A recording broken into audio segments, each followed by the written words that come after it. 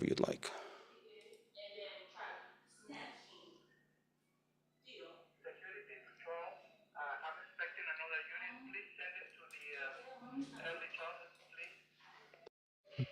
Okay, David, you can mute now.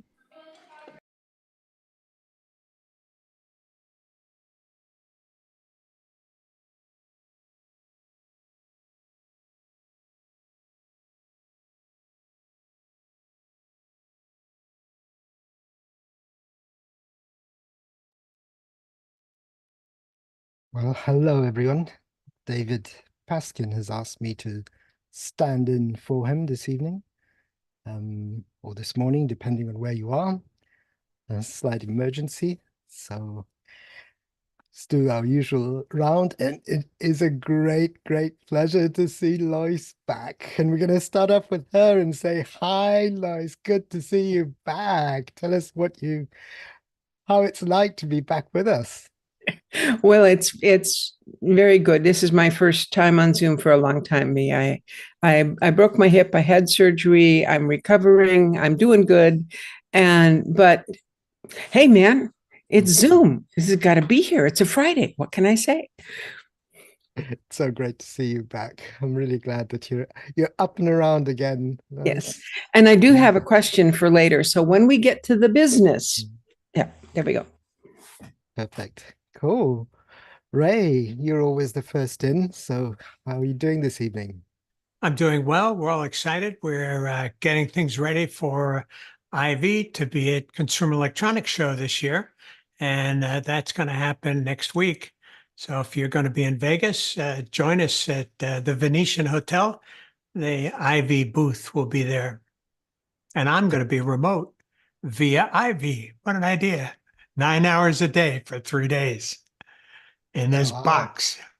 My wife calls me the bubblehead. No, bobblehead. Well, the bubblehead too.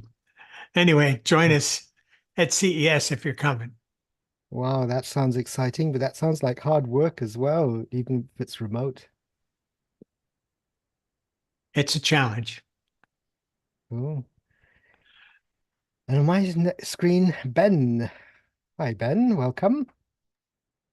Hello. It's nice to come back.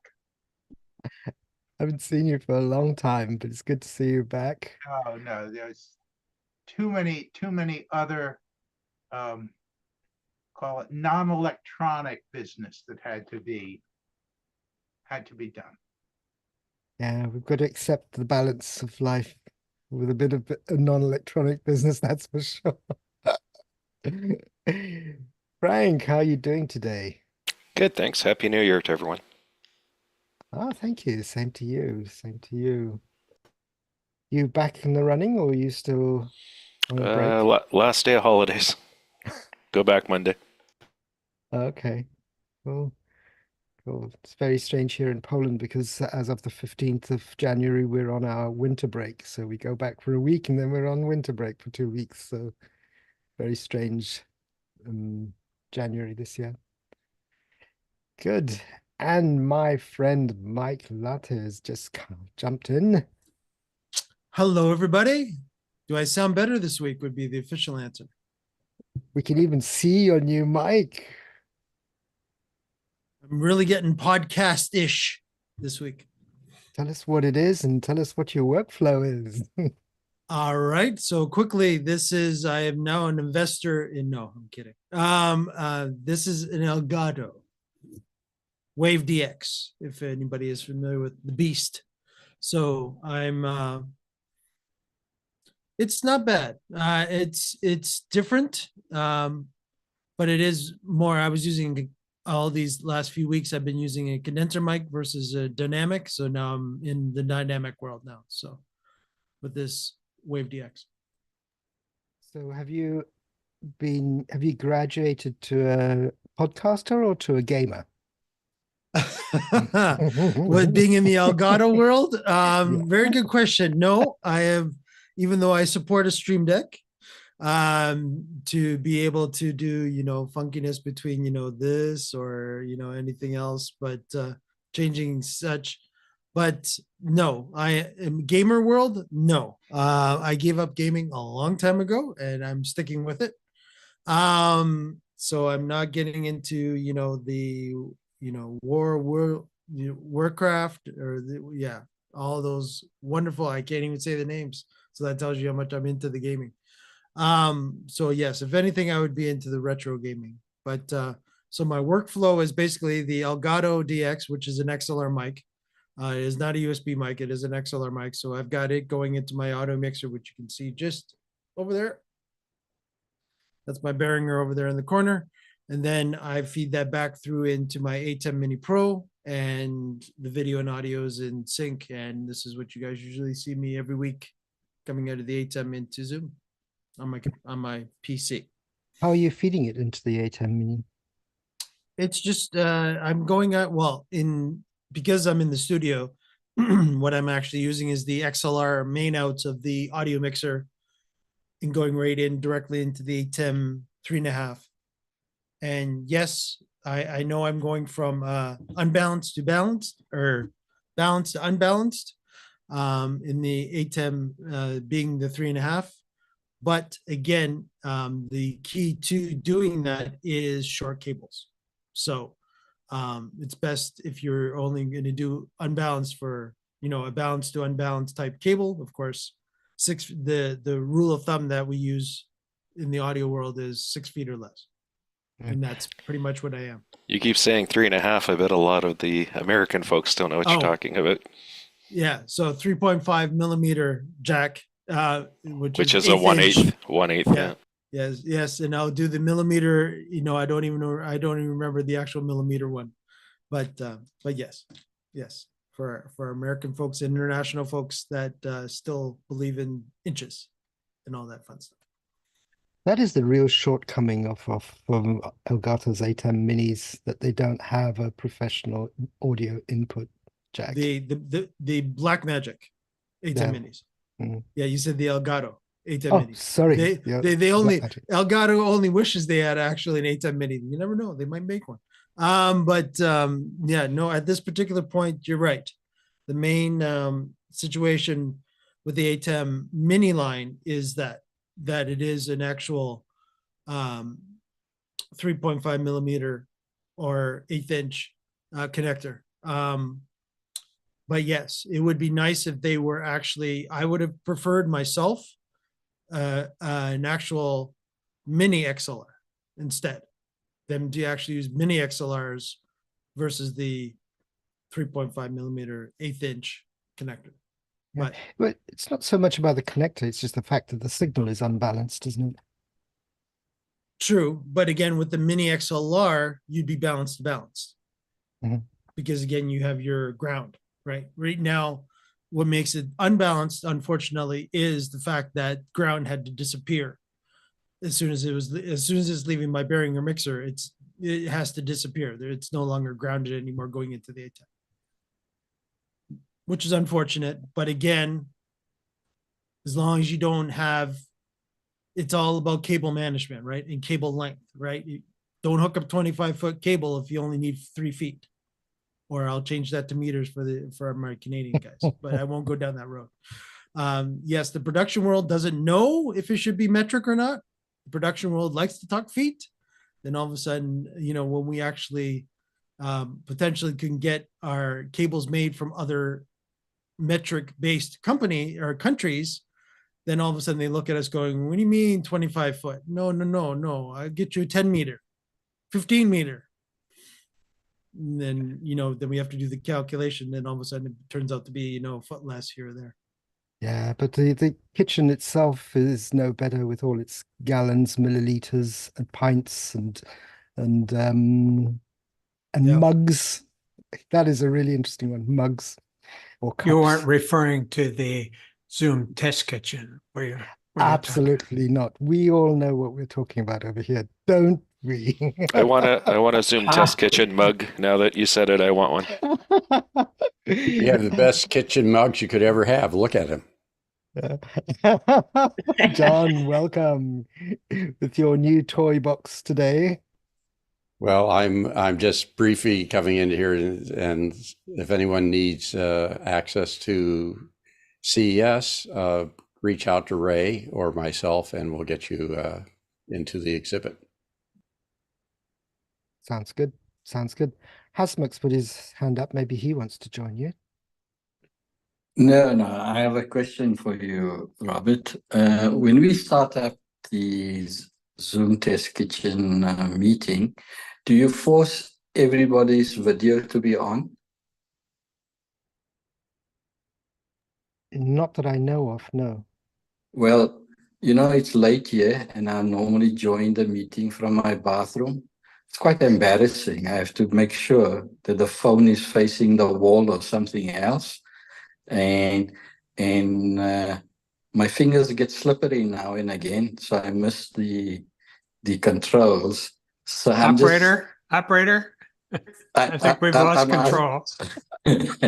I'm asking you just to check because I join from my phone, and when I join other meetings, my audio is usually muted and the camera is off.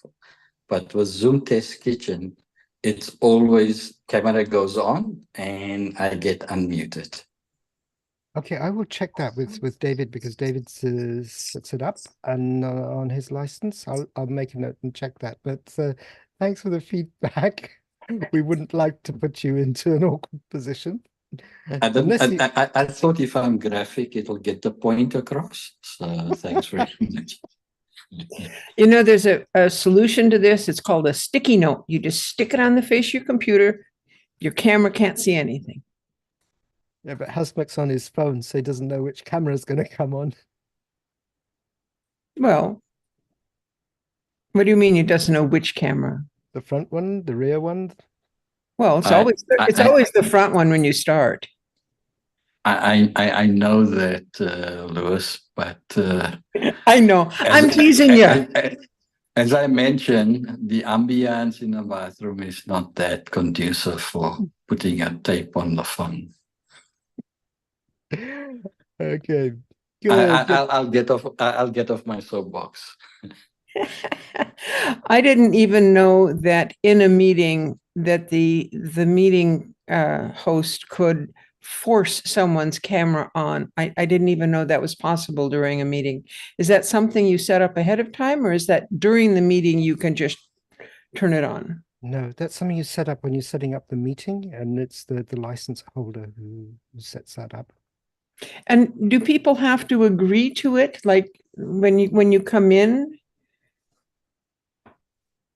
No? You typically agree to muting and unmuting, and I don't know what the words are on having your camera on, but yeah. Camera's up to you. The host can't force your camera on, but if you agree to have your microphone on to allow the host to unmute you, then they can unmute you. You can always, there's a list in your Zoom client where you can revoke that agreement if you don't want to do that anymore. And of course, you have all of the security privileges once you're in the meeting. But that's once you're in the meeting. So, Hasmuk, was that your introduction to yourself, or are you going to tell us who you are and stuff like that? Say again, Capado. Say again. He's busy. No, I'm not busy. Lois wanted a Go ahead. formal introduction for some reason. Well, no, we were just going around introducing everybody, and we hadn't gotten to Hasmuk yet. So, I was asking, what were you saying, Louis? hi, would you like to introduce yourself? Oh, really? Ashmut Gaja from Cape Town. It's almost past 10 p.m. Ready to go to bed with my AirPods, and I shall listen to you guys. Very cool. Welcome, Hasmuk. Okay, I'm going to start off with Lois because you said you had a question. Something that you had wanted to talk about. Yes, we didn't get Dan. Is he here? He's running. He's always running. Have Okay. you seen his posts? He I'm here. runs all the time. Hi, Dan. Welcome. Sorry, didn't realize that you were actually on mic, so good to see you.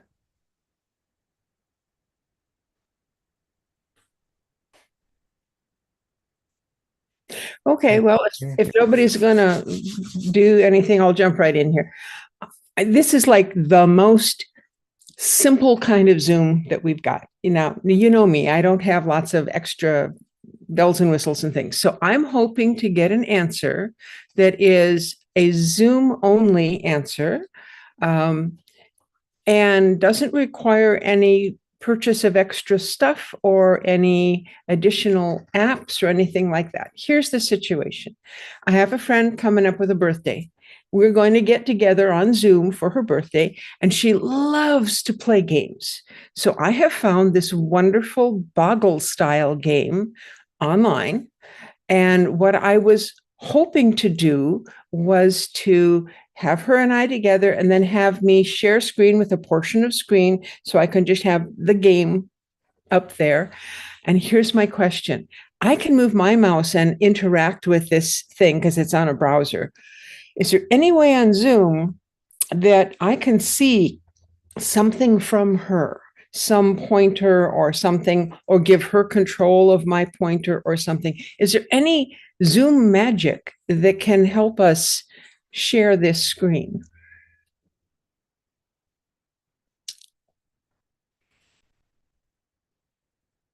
That would be a resounding blankness, wouldn't it? You ask these simple questions and you put all these limitations of not being able to use anything. Yeah, I mean, I think, But Lois, I don't really understand the game completely, but you could have a shared whiteboard and multiple people could write on that. So I've seen people play tic-tac-toe, hangman using the shared whiteboard. You can give remote mouse control. At that time, you both have control, but because of lag, when two people driving a mouse, it would make Mickey Mouse want his copyright back. So I think depending on the game, the whiteboard has the least latency and is intended to have multiple people drawing on something at the same time. Now, So frankly, does no more because a lot of professors do some of the shared problem solving and stuff. Those are the people who use it most on our campus. the shared mouseness, is that only on a whiteboard, or can we do that on any screen share? I see Ben shaking. Ben, do you want to take?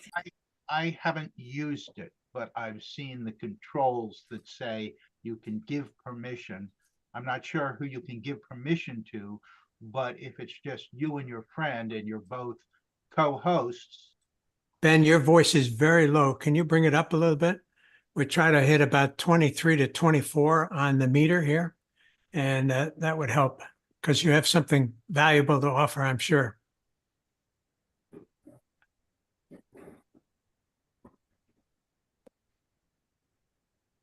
There you go. Oh, that darn thing.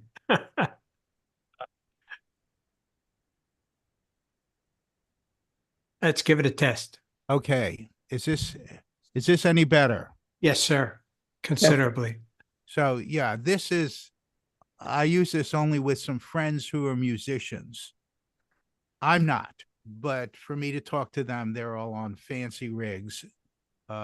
Anyway, so while I haven't done it myself, it looks from the various control screens that you can give other people permission, although that may be to the host. But since there are only two of you, you can each be co-hosts. So you may very well be able to share it that way. You make your friend a co-host, and then you have permission that you both have to agree to for the host to control the mouse. And you say that this control of the mouse thing is where? Is this in the where do you access those? Do you have your chat open, Lois? I will get it open. It is open. Oh, all right. Thank you. I see a couple of links there. I will go check those out. Thank you very much. But And for the playing the game, the whiteboard, and I believe there may be some free game software in the Zoom marketplace. Cahoots is a game that I know there's a version of it that may be available. In that case, you all log on to the same website with a code and you're all playing on the same URL. And then you share that screen into the meeting. And that's been used a lot with K-12. So I know there's a trial version of that, or if you're an educator, I think there's an education free version. Kahoot has a lot of things going, and that may be the easiest without buying software. Can you see my mouse? Lois, can you see my mouse move around? I can see your mouse, yes. Okay, so this is me just sharing I'm not actually sharing it, I'm just switched to it, but you can see that you can see my mouse. So yeah, if you want to take control of it, I don't know how we do it, but see, there's no option there. no option. All right. I think that's because I'm not a co-host, maybe. Well, in those situations, it shouldn't be because you're a co-host. Everybody should have that access, but I guess not. So you have to turn it on into the meeting. Yeah. All right. So, John, thank you for those ideas. The whiteboard isn't really going to work because the thing that we're playing on is an online thing. So it's viewed through a browser and you interact through the browser. And it doesn't appear to have a way to make 2 players. Maybe I'll just have to go look for a 2-player version of Boggle or WordShake or whatever the thing is. But for those of you who like games, this is called WordShake, and it has a bunch of things, and Boggle's one of them. The nice thing about it is you have your little square and you make your words and everything, and it tells you down at the bottom, and here's your list of words. If you click on one of those words, it'll give you a definition of the word. This is cool. When you go through making the word, when you get to something that is a word, like a D-O-N, well, that's going to change color, highlight. Oh, that's a word. You could make that word. And if you keep going, D-O-N-O-R, okay, that's another. So it prompts you when you've gotten a word. And then when you get frustrated, there's a little button at the top that says reveal, and it'll show you a word, one word. And I have learned so many more words, learned so many things with this game, because it is very, very useful. Anyway, it's a nice game. So that's what I'm trying to share. Thank you for all of your contributions, and I will go check things out again. So Lois, you might want to look, I put the link in for the games in the Zoom Marketplace, and there is a game that I have not played called Word Pirate. Well, I will go check out all of these links that y'all have put in there, and those links do appear on the YouTube video, don't they? Did our chat get so people who are watching this can see it? No, we can always. Yeah, unfortunately, YouTube does not allow us in chat to actually put URLs. Huh. All right, then I will say this right out loud. Wordshake.com/boggle. Which I put in chat for everybody that's in the. Yeah. And those of you who are watching this on YouTube, you can come and join us here on the show if you're up around during that time. For me, it's noon on Friday, and hey, good way to hang out. Glad to see you, Lois. Glad Continue to recover. I will, and I've got a medical person coming at 12:30, so I'm going to have to split. But thanks for all your help. It's good to see you. I will be back. You can count on that. What's next, Robert? I was just about to ask, has anyone done anything interesting on Zoom or found out anything interesting about Zoom the past week? I'd like to share with us. John, I don't believe you haven't found any new toys in Zoom. It's been a busy week getting ready for CES, but there's a lot of fun things. The only thing I can add that I added to the Discord, hopefully everybody checked it out on Discord, is that within I believe it's I think we're 30 days out now. Frank, you can correct me on this or not, but they are again going to be pushing everyone to a certain version as well. So it's coming to that time that you have to make sure that your viewers and such for all your production events or any Zoom meetings. And again, it's all the different software. So Zoom Rooms, Zoom Meetings, Zoom Client, et cetera, all the different versions of the software will have a minimum requirement version. And I posted that in Discord for everybody to see. And I'll do the PSA like Lois did, which is come join us on our Discord channel where we talk about Zoom and production related stuff all the time.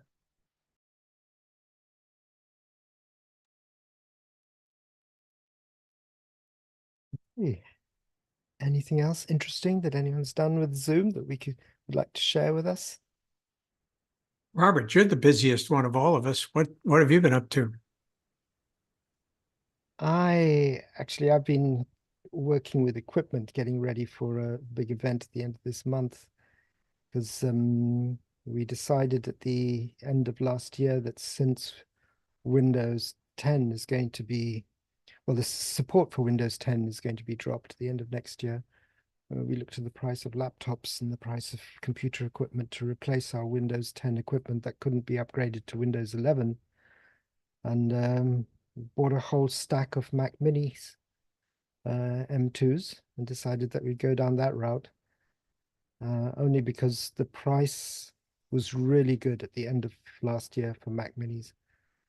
And so we've been busy setting them up and getting Zoom running. And I must say it's a real experience because we're putting them into a rack. So a KVM, 3 Mac Minis into one rack to get the floor, and then 2 language channels for interpretation. And so that's what we've been playing with and testing. And that's why I asked that question, how are you getting your sound in to your ATM, your Blackmagic ATEM Mini? Because obviously we got to get sound in from XLR feeds into our little Mac Mini Pros. So, Robert, I came in at the tail end of that, but did anybody talk about a B&H device, which is a balanced to unbalanced with shielded transformers? It's a fairly expensive device. Let me pull it up. But it's what I've been able to use without any real hum issue. Yeah, what John is talking about, I'll let John find that and he'll be able to show everybody. Basically, as I was mentioning before John joined us, was that again, depending on the length of cable run.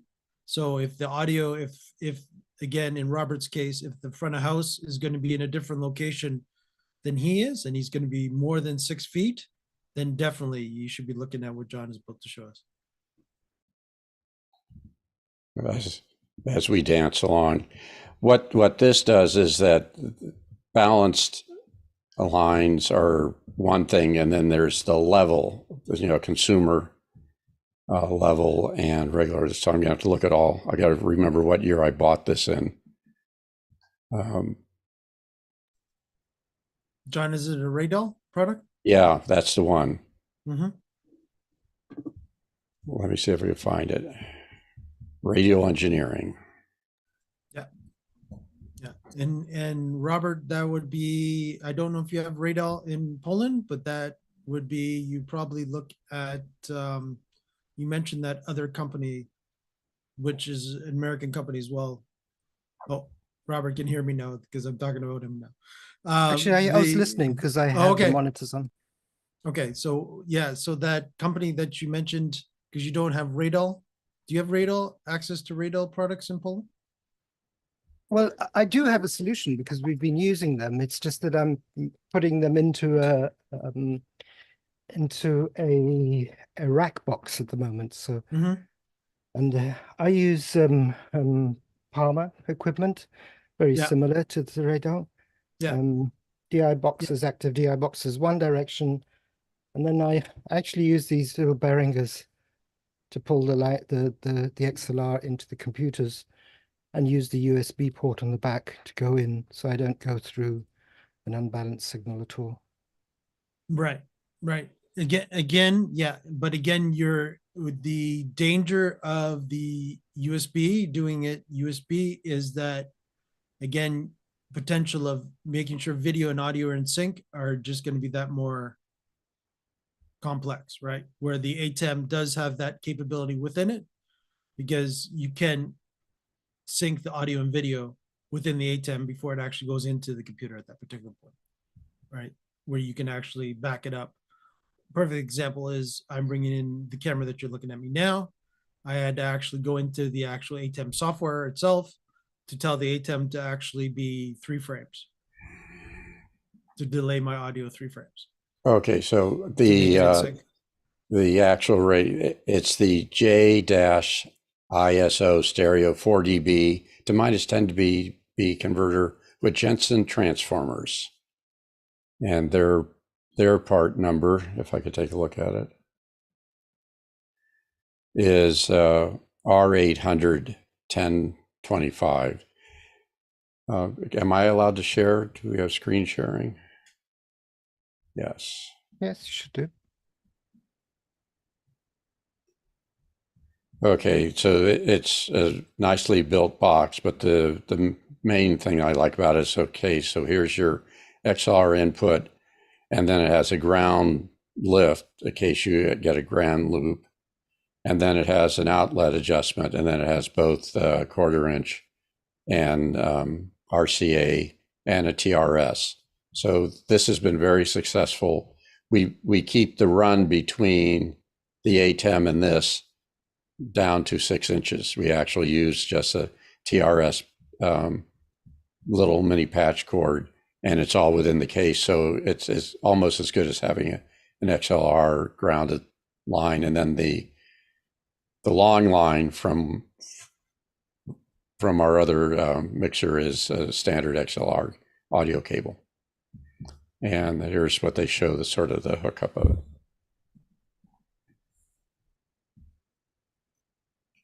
So there's the puppy. Very nice. Very nice. Ray, you're on mute. Thanks. John, what's that shiny thing with the 2 circles on it you were just showing us? Shiny thing. Can you bring that back, what you were sharing? Oh, okay. You're going to make us. Back in the day, there used to be things called tape recorders that had tape, and it had motors and none of this digital stuff. Was that what you're trying to point out, Ray?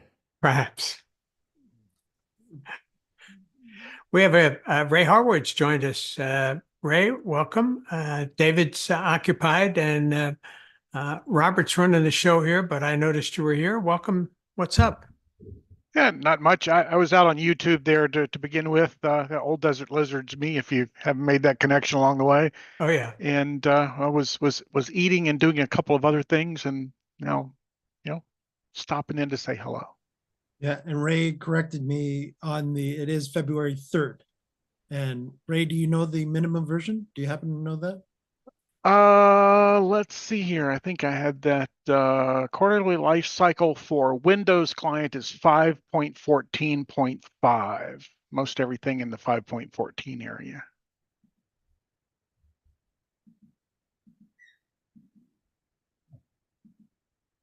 $5.14 sounds pretty old, doesn't it? It is. I mean, it's designed to be old, but the November 4th, 2023 version was 5.13. So they brought it forward a full revision.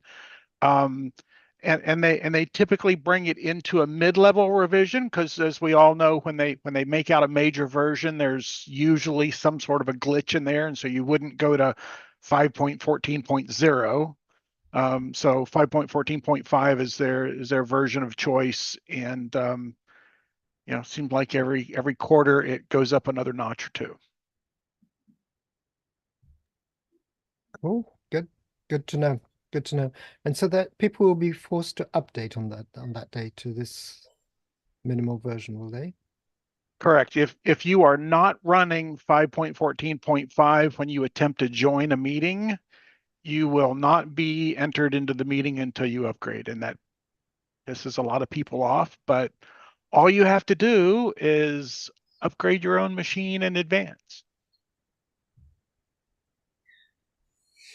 Is that a It's big part deal, of- Frank, on the campuses?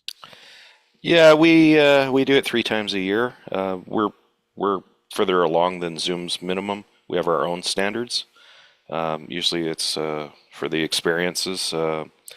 You want a uniform experience, so all the people joining the meeting, many of the features are version dependent. So let's say something new is released that in Whiteboard, if you don't have the right client, you can't do those things. So imagine trying to lead a course and half the students aren't on the right version and they can't see what you're trying. So your lesson planning gets blown up. So we evaluate things and then we determine what but Zoom is pretty conservative. I think they're 9 months behind the current version, and we're usually a lot more current than that for security patches and stability and stuff.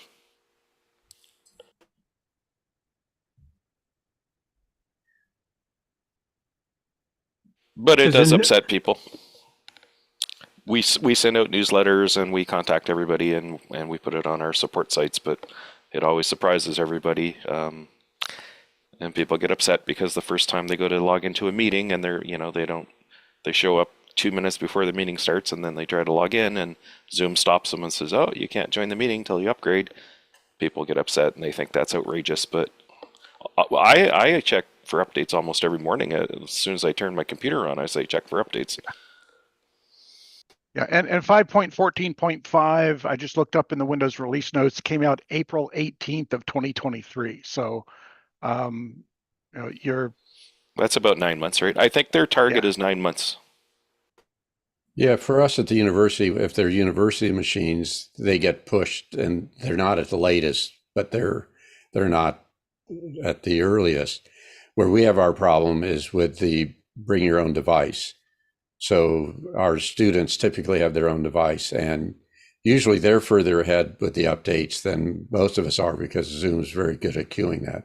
But sometimes students will be using a family member's machine, which is being controlled by a corporate entity, and they can't update it. And that's what we have a help desk for.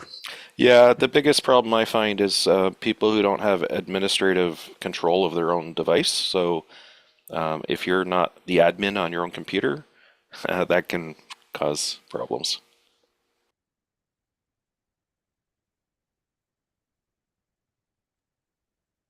Robert, you see the question from Hasmuth? Wonder if anybody else has experience with this? Hasmuth has a question in the chat. He says, I use Doodle to schedule Zoom meetings.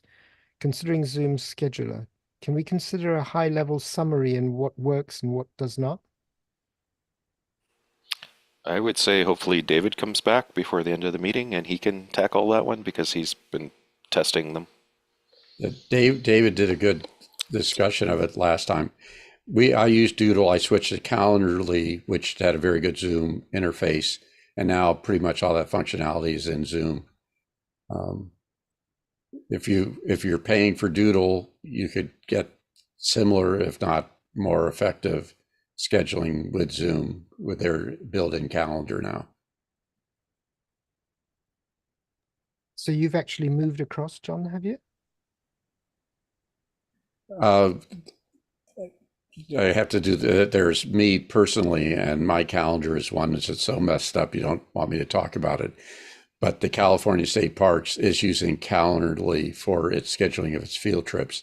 Since Zoom is their preferred electronic field trip device, they'll probably switch over to the calendar within Zoom so they don't have to pay for two services. Makes sense. The scheduler in Zoom is fairly new. I mean, it's not brand new or anything, but it's fairly new. I find Zoom's trying to build their ecosystem. Sometimes it doesn't have parity with some of their competitors, but they're rapidly catching up every quarter. So you may not have every nuance of another competitor's platform, but they're quickly integrating new features, ongoing efforts, and I find they do a good job of catching up. They're not always there yet, but the more iterations they do, the more you'll see feature parity.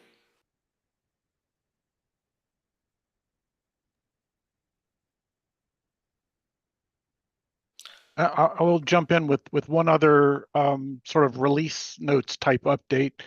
Normally, Zoom events release notes and updates come on the third Saturday of the month, but release notes were just put out yesterday, I think, for an update on the 7th. So that's this Saturday or Sunday, and there'll be a Zoom events update then. There are quite a few, I would call them smallish changes. There are some other things in there that are a little more significant, but not really earth-shattering. So if you like to take advantage of that kind of stuff, take a look at those.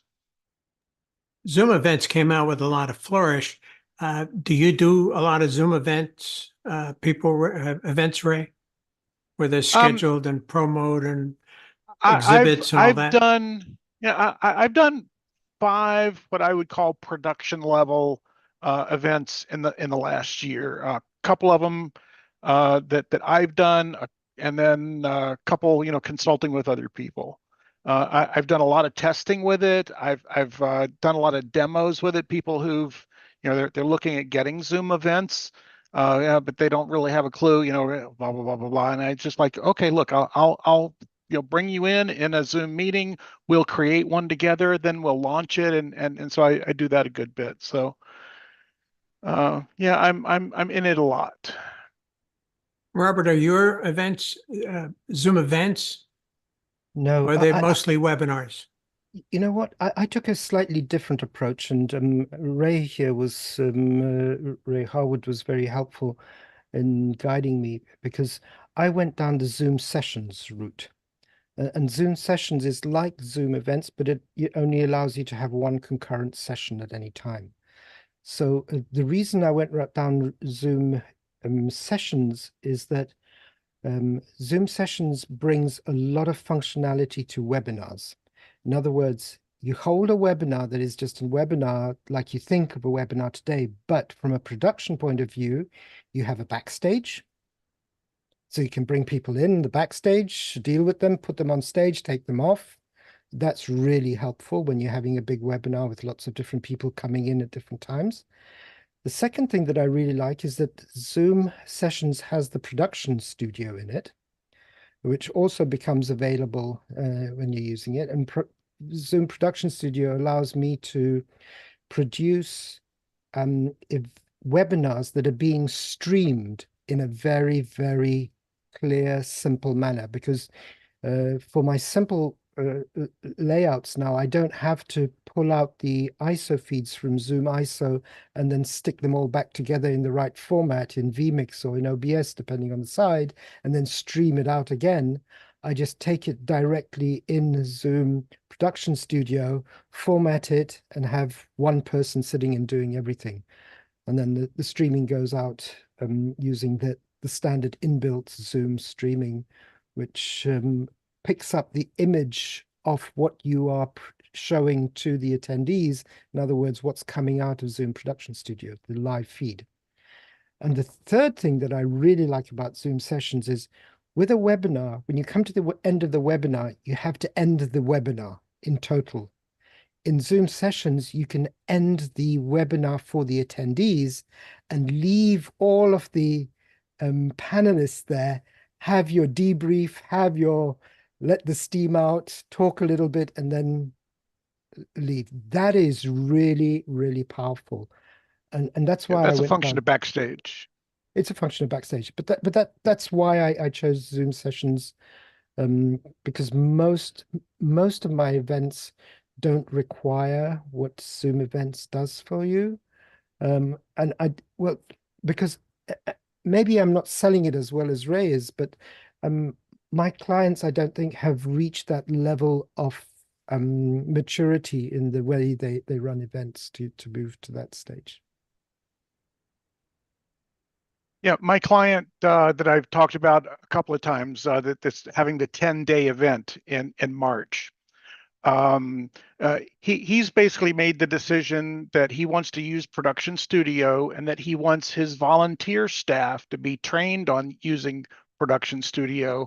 We'll set it up for them, and then they will be able to manage the scenes and the composition and that sort of stuff. And for me, that's the real test is, can the average everyday person really control and make it look very professional with not too much effort?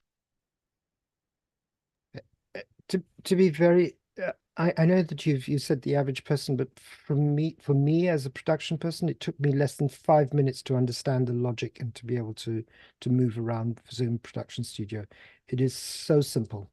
The only challenge for me was that my mouse was getting tired. It was jumping up and down and saying, "Give me a break, give me a break," because it's all mouse driven. And there's a lot of mouse movement, a lot of clicking. Yeah. I had a 30-minute session yesterday with Kevin Hartman, who visits us on occasion. He specifically wanted to look at Production Studio, and I took him through the entire thing of taking a blank event with a blank webinar with no scenes and building a couple of scenes and then publishing and going into backstage, which he'd never seen before, and go on stage and then control it, and we pass control back and forth between each other and that sort of thing, and that whole thing took 45 minutes, and most of it was him going, "Wow, this is a lot easier than I thought it was going to be." So Ray, I have a question for you about the level of knowledge of the volunteers who your client wants to work. yes. Can you tell us a little bit about that? Sure. These are not technical people. These are people who, have used Zoom and have scheduled their own meetings on occasion. And most likely several of them have also, done some Zoom webinars, but on a small level. And so the reality is, it's going to take some training to get them up to speed, but there's no, to me, sort of the highest technical piece is the image on the left is preview and the image on the right is program. And then, once they understand that, you can talk about, we grab a scene from the panel over on the far left and you click it, it becomes preview.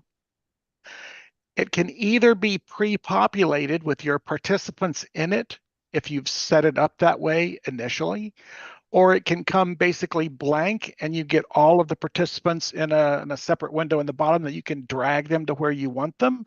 And then you click a button that says move to program and it just goes right straight over. It's not difficult. Drag and drop. How old are the volunteers? I mean, I just say that They're- because a lot of the organizations that I work with, by Yes. volunteers, you're talking about people who are already retired. Correct. No, these are, I would say, adults. And the name of the organization is Charity Based Futures out of New Zealand, and looking for, meaningful discussion among the Maori down there. And if you're familiar at all with the news, and they've had a new election and that sort of thing. And this is an event they put together every 2 years. It is people who are active in that group, and the ones that I've spoken with are all, I would say, probably, late 20s to early 40s. I've talked to about, half a dozen of them. Yeah. Ben, if I can just answer that question, when I'm doing charity events and I need volunteers, I go straight down to the film school and take students out of the film school that understand what framing is about, what on air means, what the left side of the screen, how it's different from the right side of the screen, and it just saves me so much time. What kind of Zoom events do you do, Ben?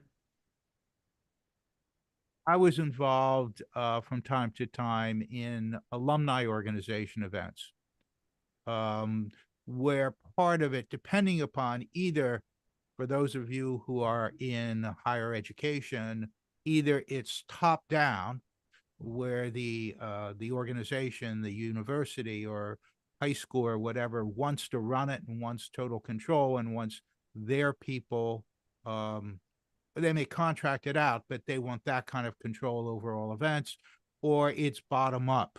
And the bigger the university, the bigger the bureaucracy, and the less sometimes they're willing to let go of control. So that's the other thing, where you have volunteers who are interested, who may or, but they have time, but they have a real varied set of skills and set of patience, to learn new ones. We all have that on occasion.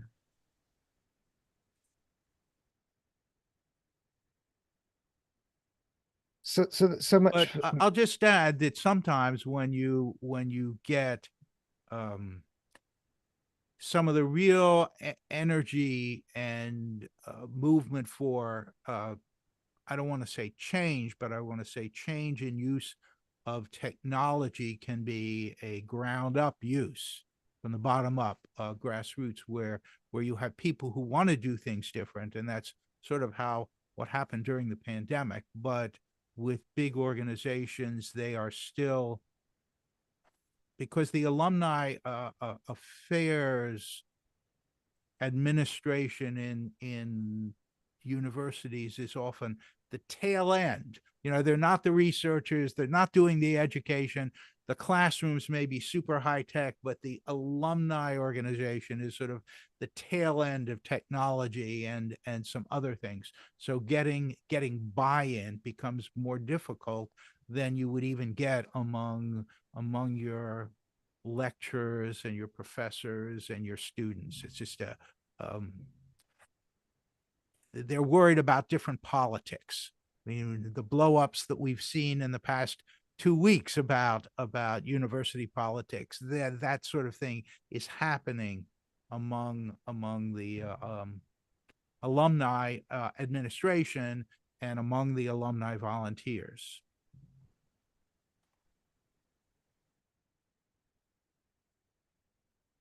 Thank you. Question for Ray that I have about the Zoom sessions. Getting back to that. First off, from YouTube, I am Fatness, his handle was actually making a comment about he feels that Production Studio is not yet a great product, and also he was mentioning that the experience for someone hosting or on the panel is horrible. I would be interested in Robert and Ray's opinion on that. But Ray, the first question I have about Zoom sessions would be related to, can a pro account just get Zoom sessions, or do I have to have Zoom Webinar before I can get Zoom sessions? No. So the way I look at it is that Zoom Events is a product and Zoom Sessions is a scaled down version of Zoom Events. So with Zoom Sessions, you only get webinars and you can only have single session or recurring sessions. And it does come with Backstage, and it does come with Production Studio. It comes with the ability to preload resources like PDF files and links and so forth that people can get. One of the other things that we don't talk about too much, and from my perspective, it's because most people don't really understand about the Zoom Events Hub. And so there's a Zoom Events Hub that is attached to the license, and that hub allows you to put things in a place for your organization that anybody can come to and register for. Zoom's done a good job. These Zoom events, training, and there's another word that goes along with training and something else team has a hub, and all of their training stuff is on there. They also have some on-demand videos and so forth that's there. And so, you know, the fact that you can have a hub and all of your organization's events are listed there, to me, makes good sense if you're going to use this on an organizational level. I can share my experience because I've just been down this route.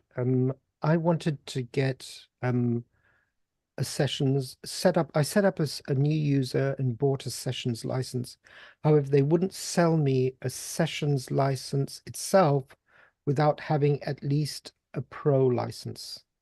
So Right, you you've do got, have to have a pro license, yeah. yeah.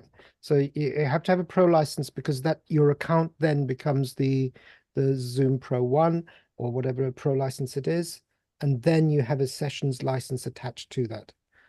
So the logic there is sort of not obvious. It wasn't obvious to me anyway, because your account type is associated with your pro meeting license, and yet you have a sessions license in there to use for whatever you use it for the webinars or just for sessions. I put the link in the chat for the Zoom Events Training and Enablement Hub, and it's a really good place. You can see some of the events that they've now got coming up here in the month of January. And if you click the On Demand tab that's next to the Events tab, you can see the videos that are available to watch. Mm-hmm. The other thing I would say is that the sessions license gives you a 1080p full HD by default, and so that's one of the attributes of having that license. It's not an obvious thing that even if you have a 1000 user webinar license, you won't get 1080p if you're on a pro account. You'd have to be on a business or an enterprise account for that. The only thing I'll mention is that the other big difference between Zoom events and Zoom sessions is the cost. And so the maximum cost per attendee in Zoom events is $250, and I think the maximum cost in Zoom sessions is either $1.80 or $2 or so. So it's an 18% or so discount. If all you really want is sort of the webinar features out of it, if you're ever really going to have a multi-day, multi-session event, if you're going to do it often enough, then getting the Zoom Events license, the Zoom Events Unlimited, which is an annual license, I recommend. If you're not going to do it that often, you're mostly going to be doing webinar style things, but once a year you're going to have this big Zoom events, then that's when I recommend the pay per attendee version, which you then just simply pay for however many people are going to attend, and you don't have to pay for that annually. It's buy some seats and fill them.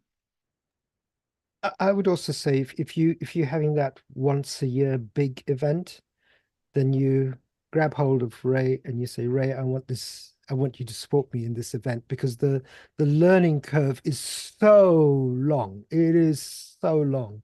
It's unbelievable. That's what my experience with Zoom events is.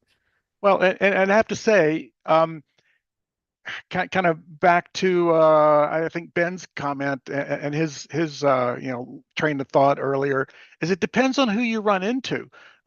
Just before Thanksgiving, I had a 30-minute session with Stephen from the Treaty Based Futures, because he was sort of interested in Zoom events, and I showed him one, and I actually created one for him to play in. He went in and played in it, and he went, oh, let's go with it.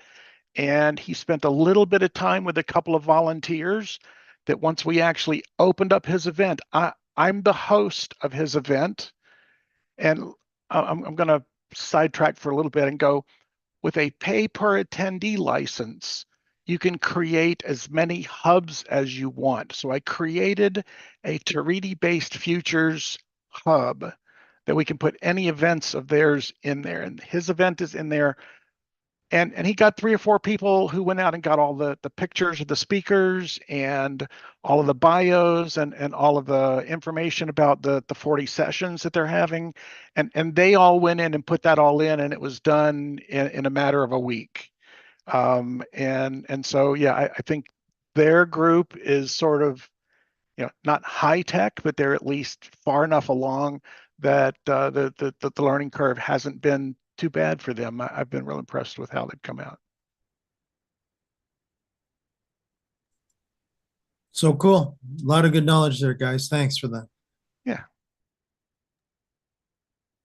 Yeah, good, good. And it seems as if the sessions and the events are more focused on the production people. So maybe that's an angle to look at if you are in production. Yeah, Yeah. to me, the unlimited license is really aimed at organizations, enterprise and educational institutions, to give you this big license that anybody can use, and you need to have someone own the license and they sort of control it. But from there, if someone comes to your organizational person who has the Zoom events license, says, "Oh, we want to have an event," they just create an event. They can create it in the organizational hub. They can make, you, the requester, a co-editor, and you can just go to town and do everything that you need to do with it and make it run. And the pay per attendee ones really are, to me, the most appropriate for people who are actually conducting what I call client-based, client-hosted events. And this would be like the third one of those that I've had the opportunity to work with. There's another comment that's come up from Mike. You posted it in from YouTube, did you? Yeah, those are the 2 that I mentioned that were related to production studio that I am Fatness. Interesting YouTube handle, but that is posted in chat. Yeah. He says that the comments from YouTube Productions, the YouTube Production Studio is not a great product. Oh, sorry. It's comments from YouTube. Production Studio is not a great product yet. I'm sure it isn't a great product yet, but it really is simple to use. It really simplifies production work when you're having especially a webinar where you want to have something slightly different from the standard Zoom squares with green frames on it. So it's really good because you predefine what are called scenes, and a scene is either a 1 up, 2 up, 3 up, 4 up, 5 up, whatever you want, with a background. And you can put, if you can have specific people in there, you can put, the background is a graphic, so you can put whatever you want on the graphic and then put it in. During the event, what's really nice as well is if you're having an event in sessions, what's really nice is if one of your speakers drop out and you have 4 up on, it suddenly slips to a 3 up. So if that person drops out completely, Yep. if he switches, No black boxes. No black boxes. So it's very clean. Yeah.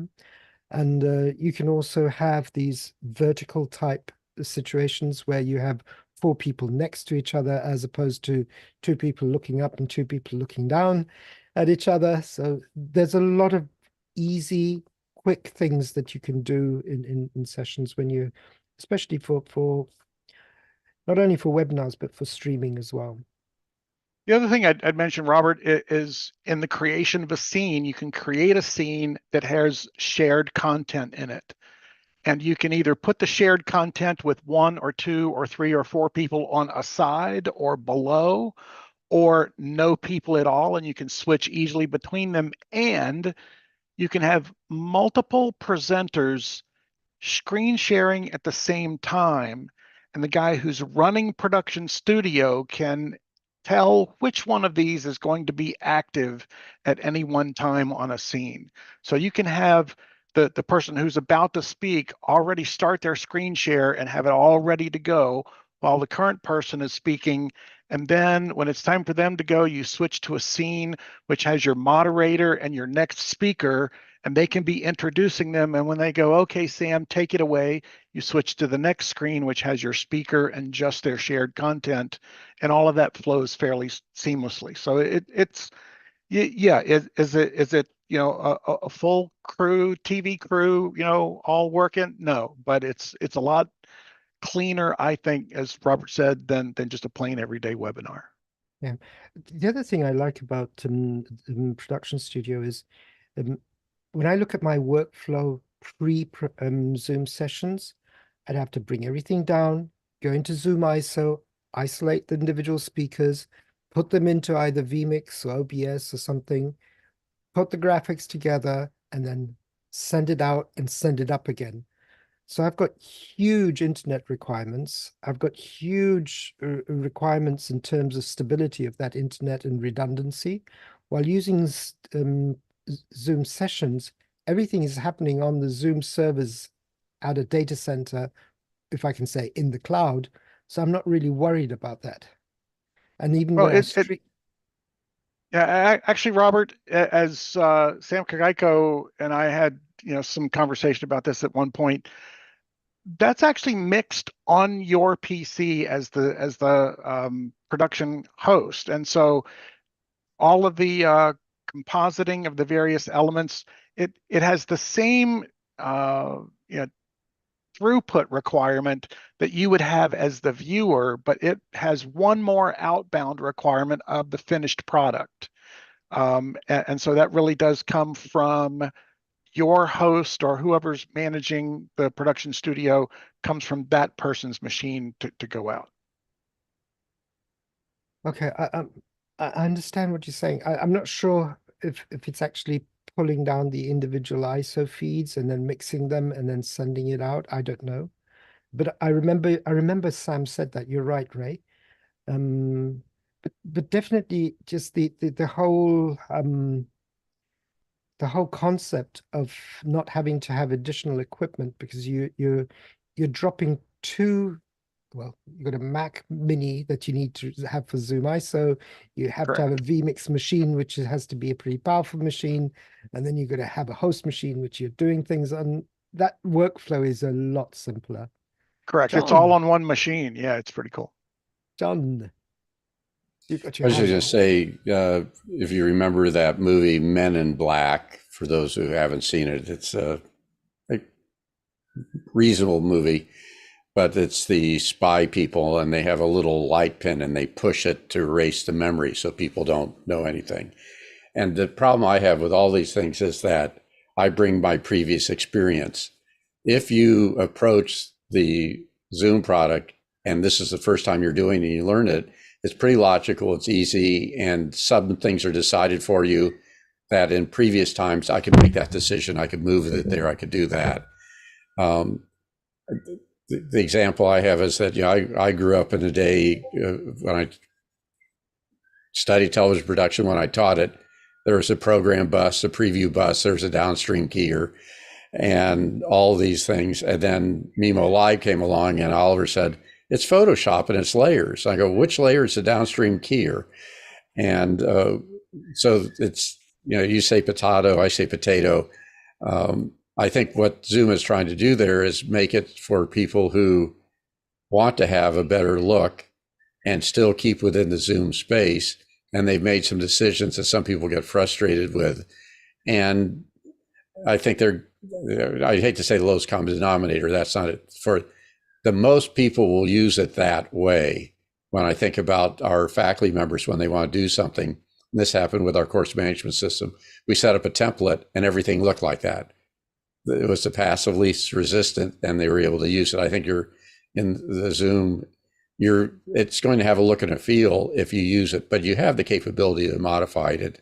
You have a lot more control over your graphics and images, and easier control, I think, of who's speaking when and where, because it's all in Zoom and you're not dealing with, you know, we who were willing to do ZoomISO and have another machine running and do our stream decks with Companion, it's never going to be that, because that really lets you do everything. I'm not sure everything was worth doing. What I was doing, I found myself having more buttons to push than I needed.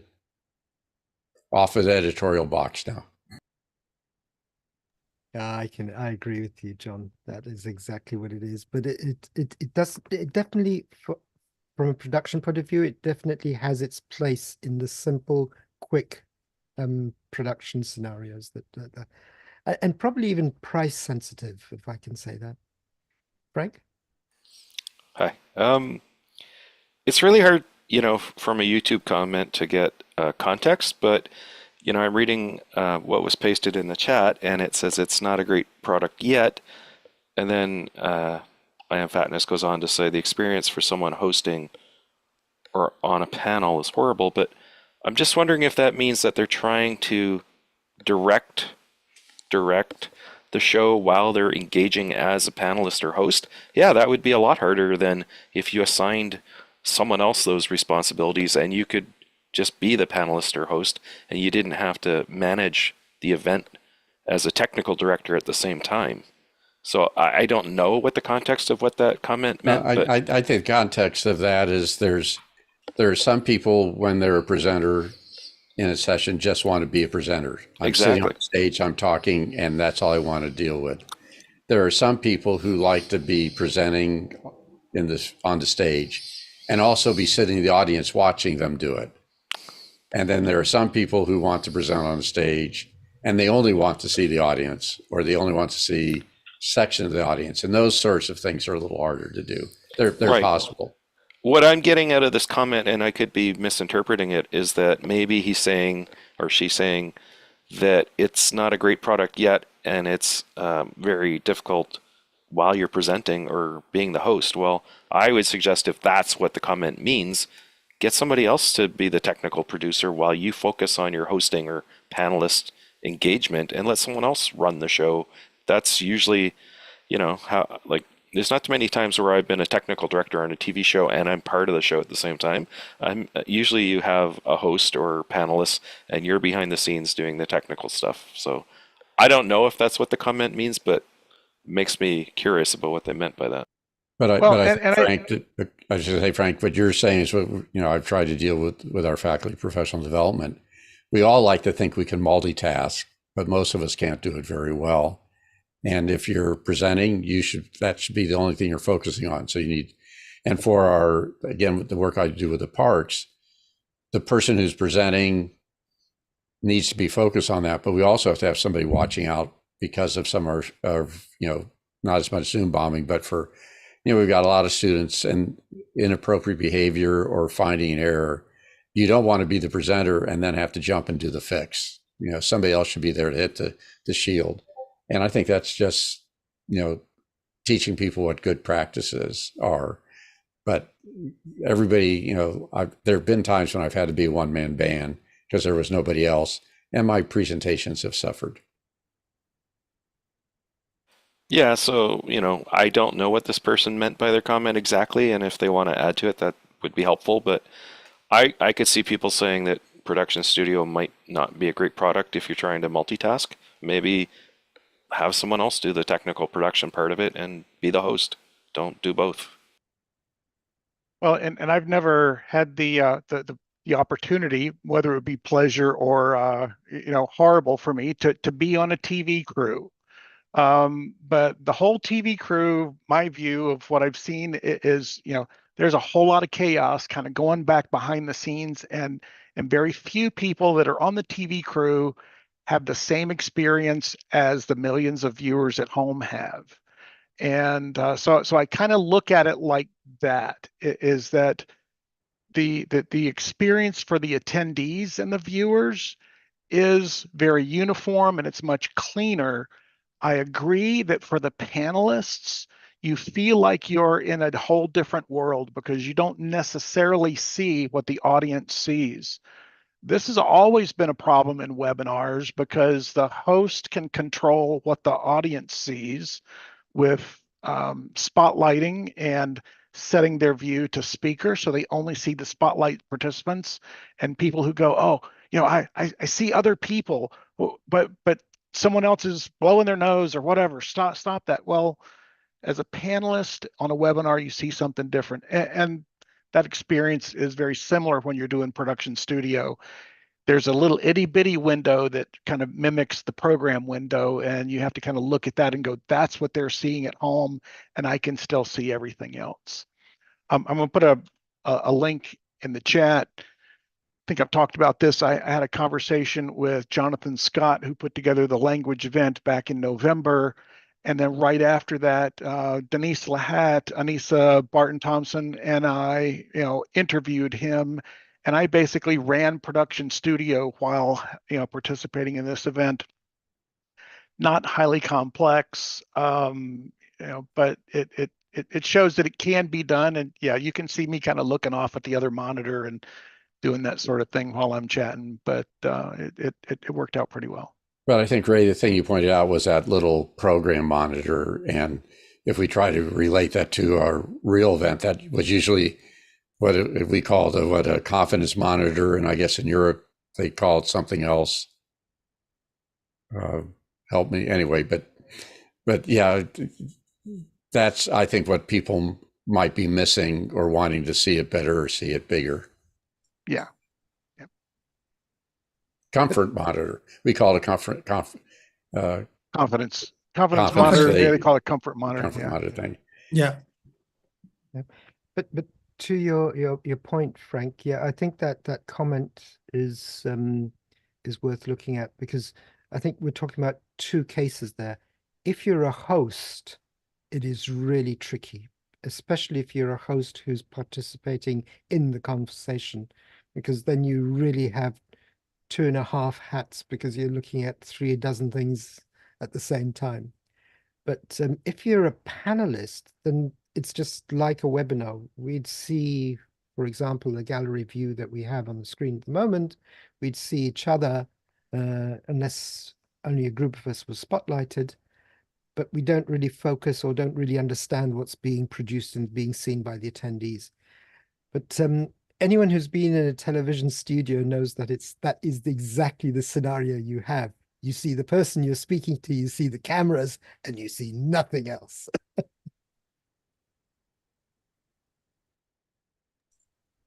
Or maybe the confidence monitor where you see yourself or what's on the screen at the moment, but you don't see anything.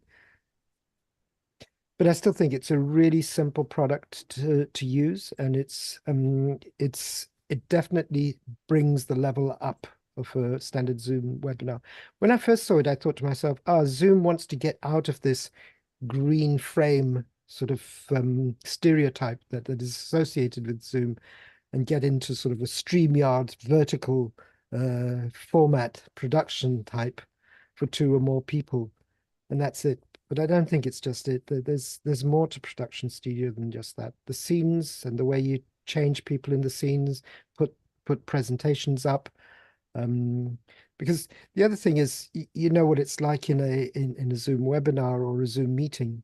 If someone who's presenting puts up his presentation, then you as the host sort of lose control as to what's going on to a big extent. But with production studio, you don't have that effect, because you can define the layout of what's going to happen when that presentation is put up as a share screen. And so you keep the speaker here, you put in another window, move them across and put this presentation there. You can do what you want. And that is really powerful. And it brings out a different level of quality to the for the audience. Ray, if you want to add anything else onto that. Not really. Your comment about other people being able to share and then you get to control it is a good one.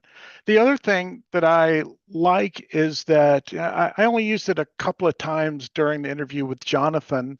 There were 4 of us, and I put a 2x2 matrix of the 4 of us up there. The cool part is you have control over who goes into which box.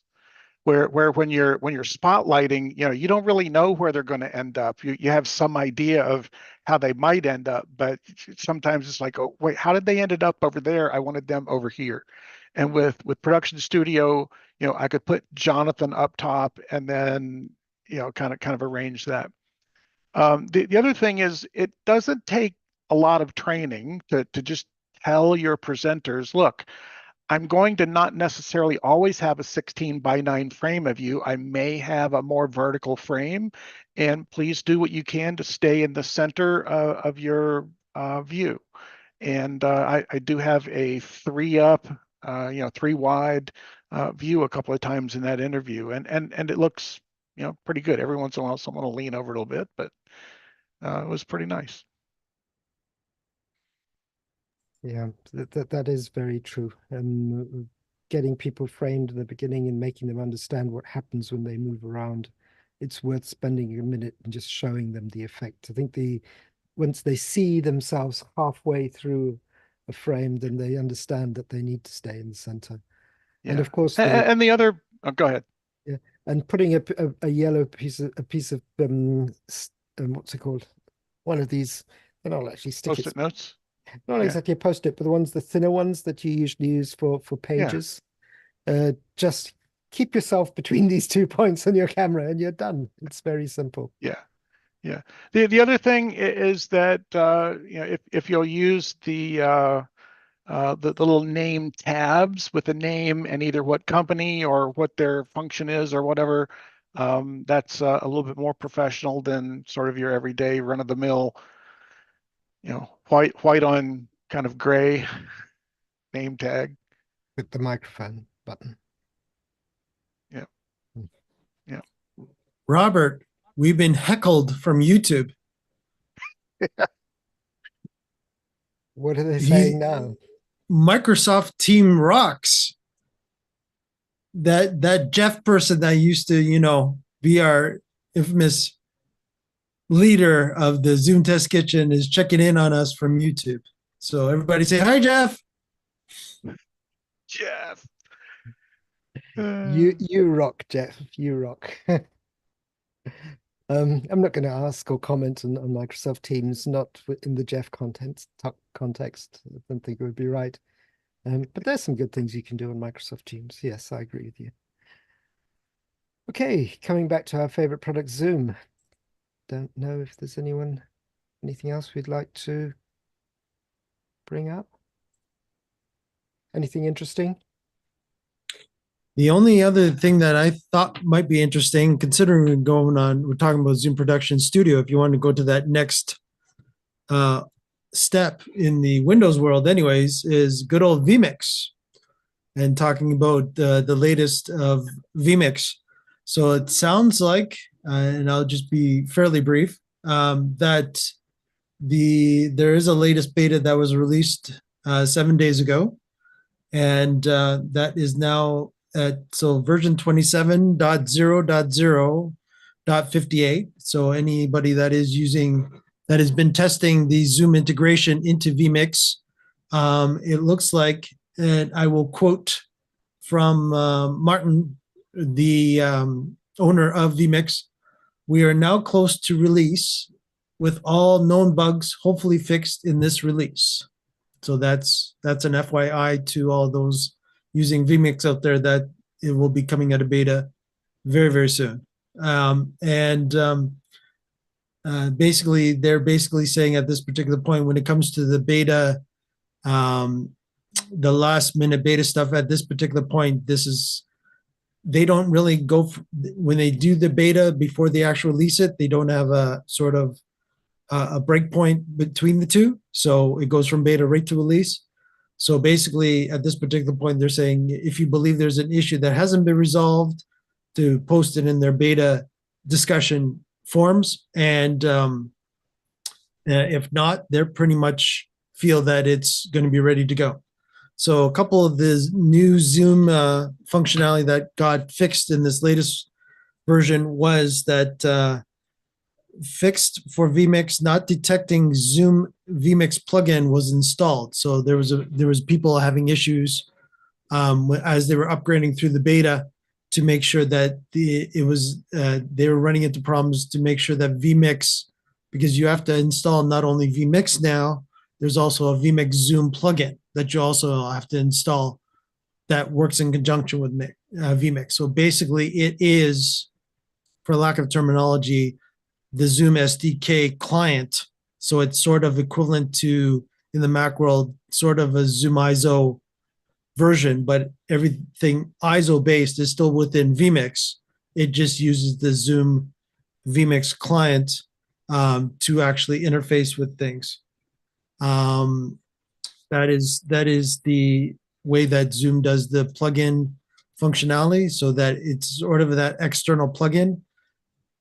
When you use vMix, it's in there, but it needs to plug in so that it's easier for vMix, instead of them upgrading all the software all the time. As Zoom upgrades, they'll just be able to have you upgrade just the Zoom plugin. So that'll keep you up to date with the latest SDK changes as they get it released to them at vMix. The next thing was that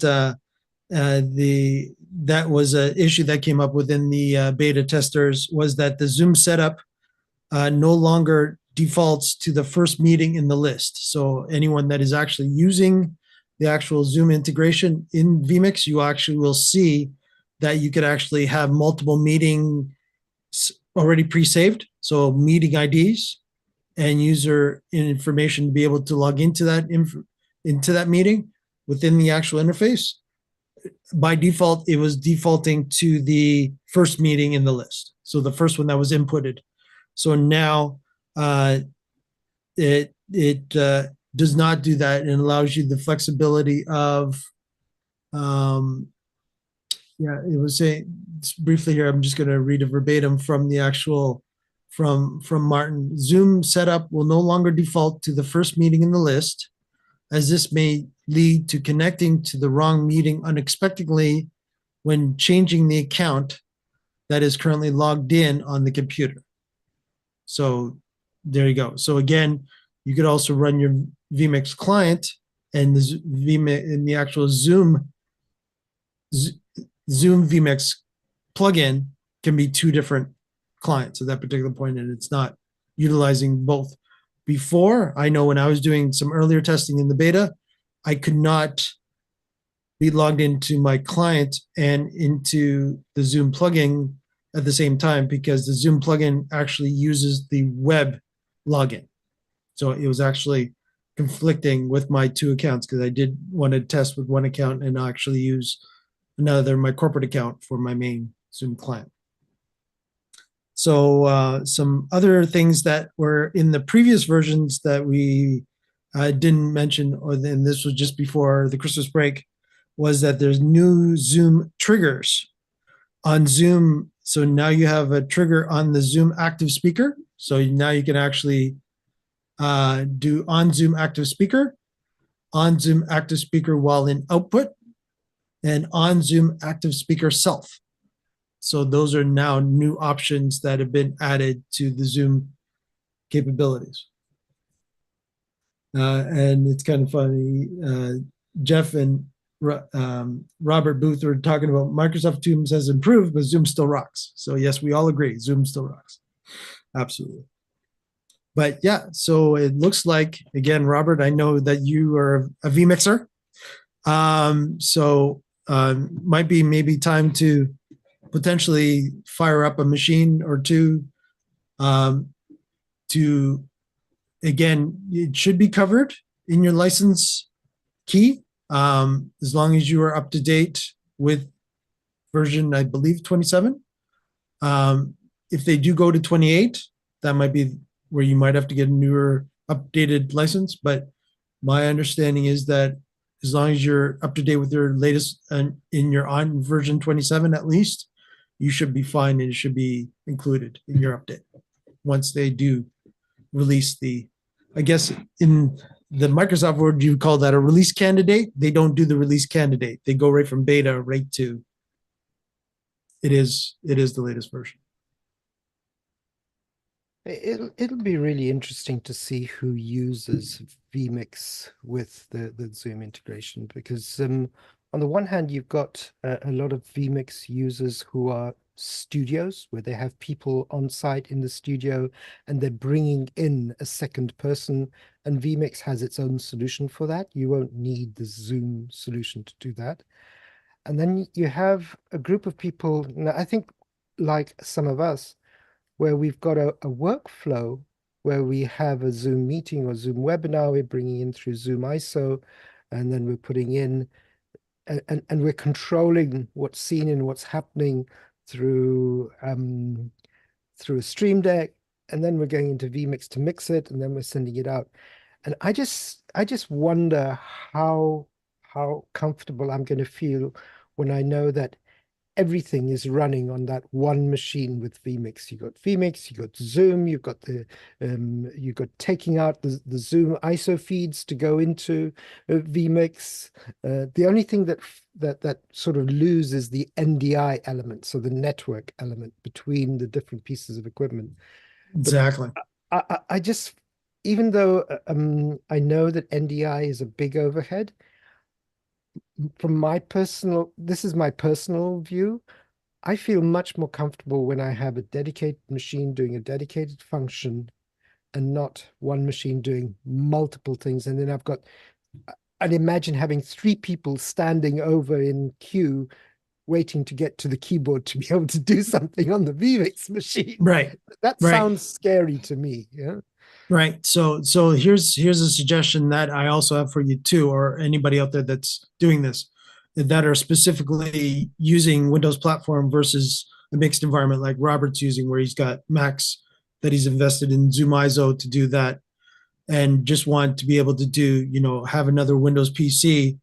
So literally what you could do here is actually, we're going to have somebody joining us that we might all know. Even though he knows he loves using Microsoft Teams. But anyways, I'll answer this as Jeff joins us. Basically, the scenario would be then to, Robert, still have your main vMix machine doing your core mixing, but setting up an additional vMix machine that all it's doing is a Zoom equivalent to ZoomISO portion that will then bring in all your different feeds. And then if you really wanted to, you could actually use vMix's NDI functionality to put each individual feed then on your network as well. So it could just make your ZoomISO functionality and everything disappear. And welcome, And Jeff. Jeff, welcome. It's really good Hello, to see guys. you here. Been a while. Wanted to say hi. I left the office early today, so thought I should check in. Lovely to see you, Jeff. And it's so good to see that you're listening and you're taking interest in what we're saying. You're watching on YouTube. Wow, Oh yeah. very Hey, I nice. go to work depressed every day, man. Supporting teams. Hey, I was truly heckling myself in a sense at Teams Rock. I mean, you guys were talking about production studio while just earlier this afternoon I was with my whole team actually, and my one of my leaders said, how does Teams compare to Zoom? I said the best way I can describe it is like Zoom extra light. I mean, it's a very, very, I mean, I also told him, I said, hey, I wouldn't recommend making a change because this organization's deeply invested in Office 365 and the Microsoft ecosystem and so forth. And the integration into everything else, chats and files and teams and so forth is amazing. But the actual flexibility inside the meeting client is horrible. So it's just super limited. So I do miss that, that's for sure. But it's the starting point. I think Zoom started with a client only and has built that up to be an incredibly rich experience, and Teams, forever Microsoft has serviced the corporate customer, and it was about connectivity, not production, and all that. So they just had different starting points. So they're playing catch up in exactly opposite ways, not directions, but just ways. So little by little. that still How leaves you a bit guys of been? space for us, Jeff, because from my point of view, I do events in Zoom where I just feed them into a Microsoft Teams meeting so that we have the quality of and the flexibility of what we want to have. Because from a production point of view, Microsoft doesn't have a good solution at the moment. No, they're kind of crawling along. They're like their live event. So we did I produced a all company meeting a little while back, and the best I could do is put the CEO up, spotlight him, and there's only one spotlight allowed in a live event, and let him share because he drove the deck. That was it. I mean, you can change who's spotlighted, and that's about as flexible as it is in live events. Although that product's getting end of life at the end of this year, and Town Hall is its follow-up product, and it does have a little more flexibility. So maybe there's some more promise there, but pretty slow crawl compared to. I mean, I wrote that article quite a while back now, but it was about Zoom, right? And just kind of blown away at the pace of their development and release cycles. It's always been super impressive. So yeah, I miss that a lot. So it's good to come pop in, and I usually take a look back at the YouTube videos if I can't tune in on Fridays, which I commonly can't, but been trying to keep up with all these changes and what you guys chat about. So fun to see you. Good to see you. Hey, Mike and Robert, I wanted to jump in just a little bit about one of the reasons really to use vMix with, sort of the ISO capability built in. And that would be for someone who can't afford or doesn't want to get a Zoom events or Zoom sessions license with the production studio, but who still wants to be able to be a little creative with how they bring things in. And so to me, that's going to give an opportunity to people who really just want to have one computer with vMix on it and Zoom and be able to kind of control the way the output goes to everyone there. So to me, that's, we don't know how it's going to be used yet, but that's kind of my prediction, and it'll be a good thing for that. I'd be If I could interested to add hear to what that, Jeff because I've said. been a Yeah. vMixer for a long time, is vMix vMix call back during COVID was, a lifesaver for a lot of people for quite a while, but it also was a very popular rejection from presenters. It was, you know, Zoom became such the common entry point for everybody and their comfort zone that they really often, rejected this vMix call thing.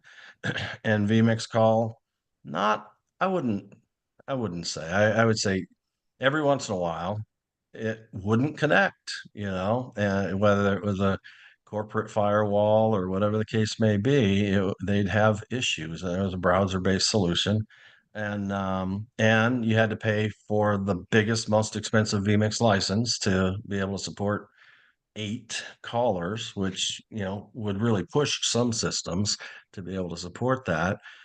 But I look at Zoom now. Admittedly, I have not played with the ZoomISO integrated into vMix, but I would be thrilled to have my hands all over it if that's what I was still doing, because I look at it as the new call management system, the green room system, if you will, for vMix that is unlimited, if you will, for the number of people that are kind of sitting in the queue waiting to come on air.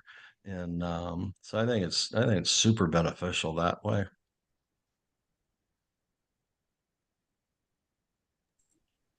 Yeah, I'll David just be, I'll just, Paskins heard Jeff was in the room, so he joined us. Hi, David.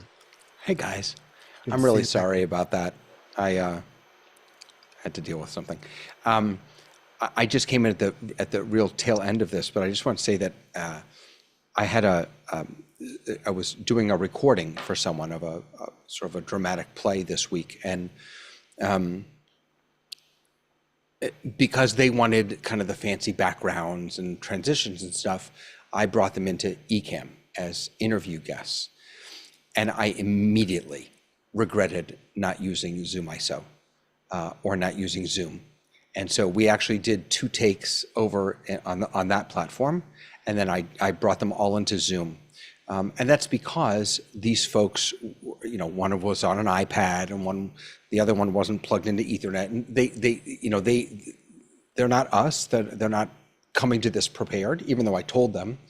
And Zoom has just put so much into reliability, stability, that it's. I'm not a vMix user, and I understand it's coming. That integration is coming to Ecamm. I cannot wait, because you really can't match it. That stability. So. Yeah, no, you're right. The anytime, any place, any device result that they've produced is bar none some of the best. I don't know how many of you have experienced having, you know, not to say Zoom blows up very often, but when it blows up, like it just disappears as an app, it reconnects so quick you hardly know it. It's unbelievable how fast it can recover. And that's whether you're an attendee or a host. It's crazy cool. So they've done a really good job. I've only had maybe 3 times that I can remember where my machine or Zoom or the network or something has just caused Zoom to just like go to nothing, and it would come back and I would be right there. And as the host, while there are other people speaking and presenting, I would go, "Hey, did anybody notice that I was like absent for 2 minutes?" It's like, "No, we didn't, you know, we were focused on the presentation." So yeah, it does a good job. Yeah, for sure.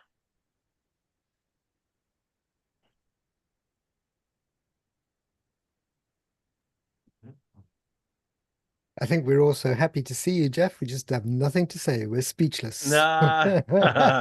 I had to look in the mirror before I signed on and said, "Do not talk too much."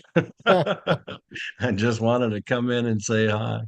But yeah, no, it's really good to feels like home, even though gosh, I've been gone a while. I think I've only poked in maybe once or twice in 4 months. So I didn't quite realize that would be the impact, but I pulled up my console today that tells me how many Teams rooms that I'm responsible for, and it said 702.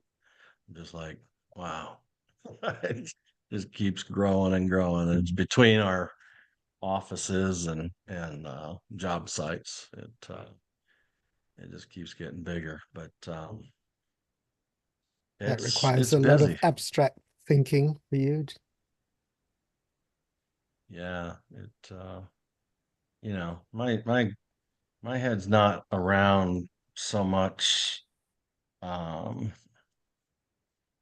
of the common all day everyday type stuff, you know. I mean, the business functions, people know how to use it, you know. We have Lenovo, you know, a lot of Lenovo out there in our small and medium rooms, and those don't those don't challenge me very often, but our engineered rooms, such as, you know, training rooms and executive conference rooms where there's, you know, quarter racks of, you know, custom equipment with, you know, DSPs managing audio and switching cameras and stuff like that. Those are the ones. But any new job site, any new office, you know, I've got 4 office builds this year, and it's that process, right, of rolling out, you know, 8 to 15 conference rooms and all the equipment and the, you know, the configuration, the asset tagging, that whole process of, you know, getting it designed and quoted and delivered and the whole bit. And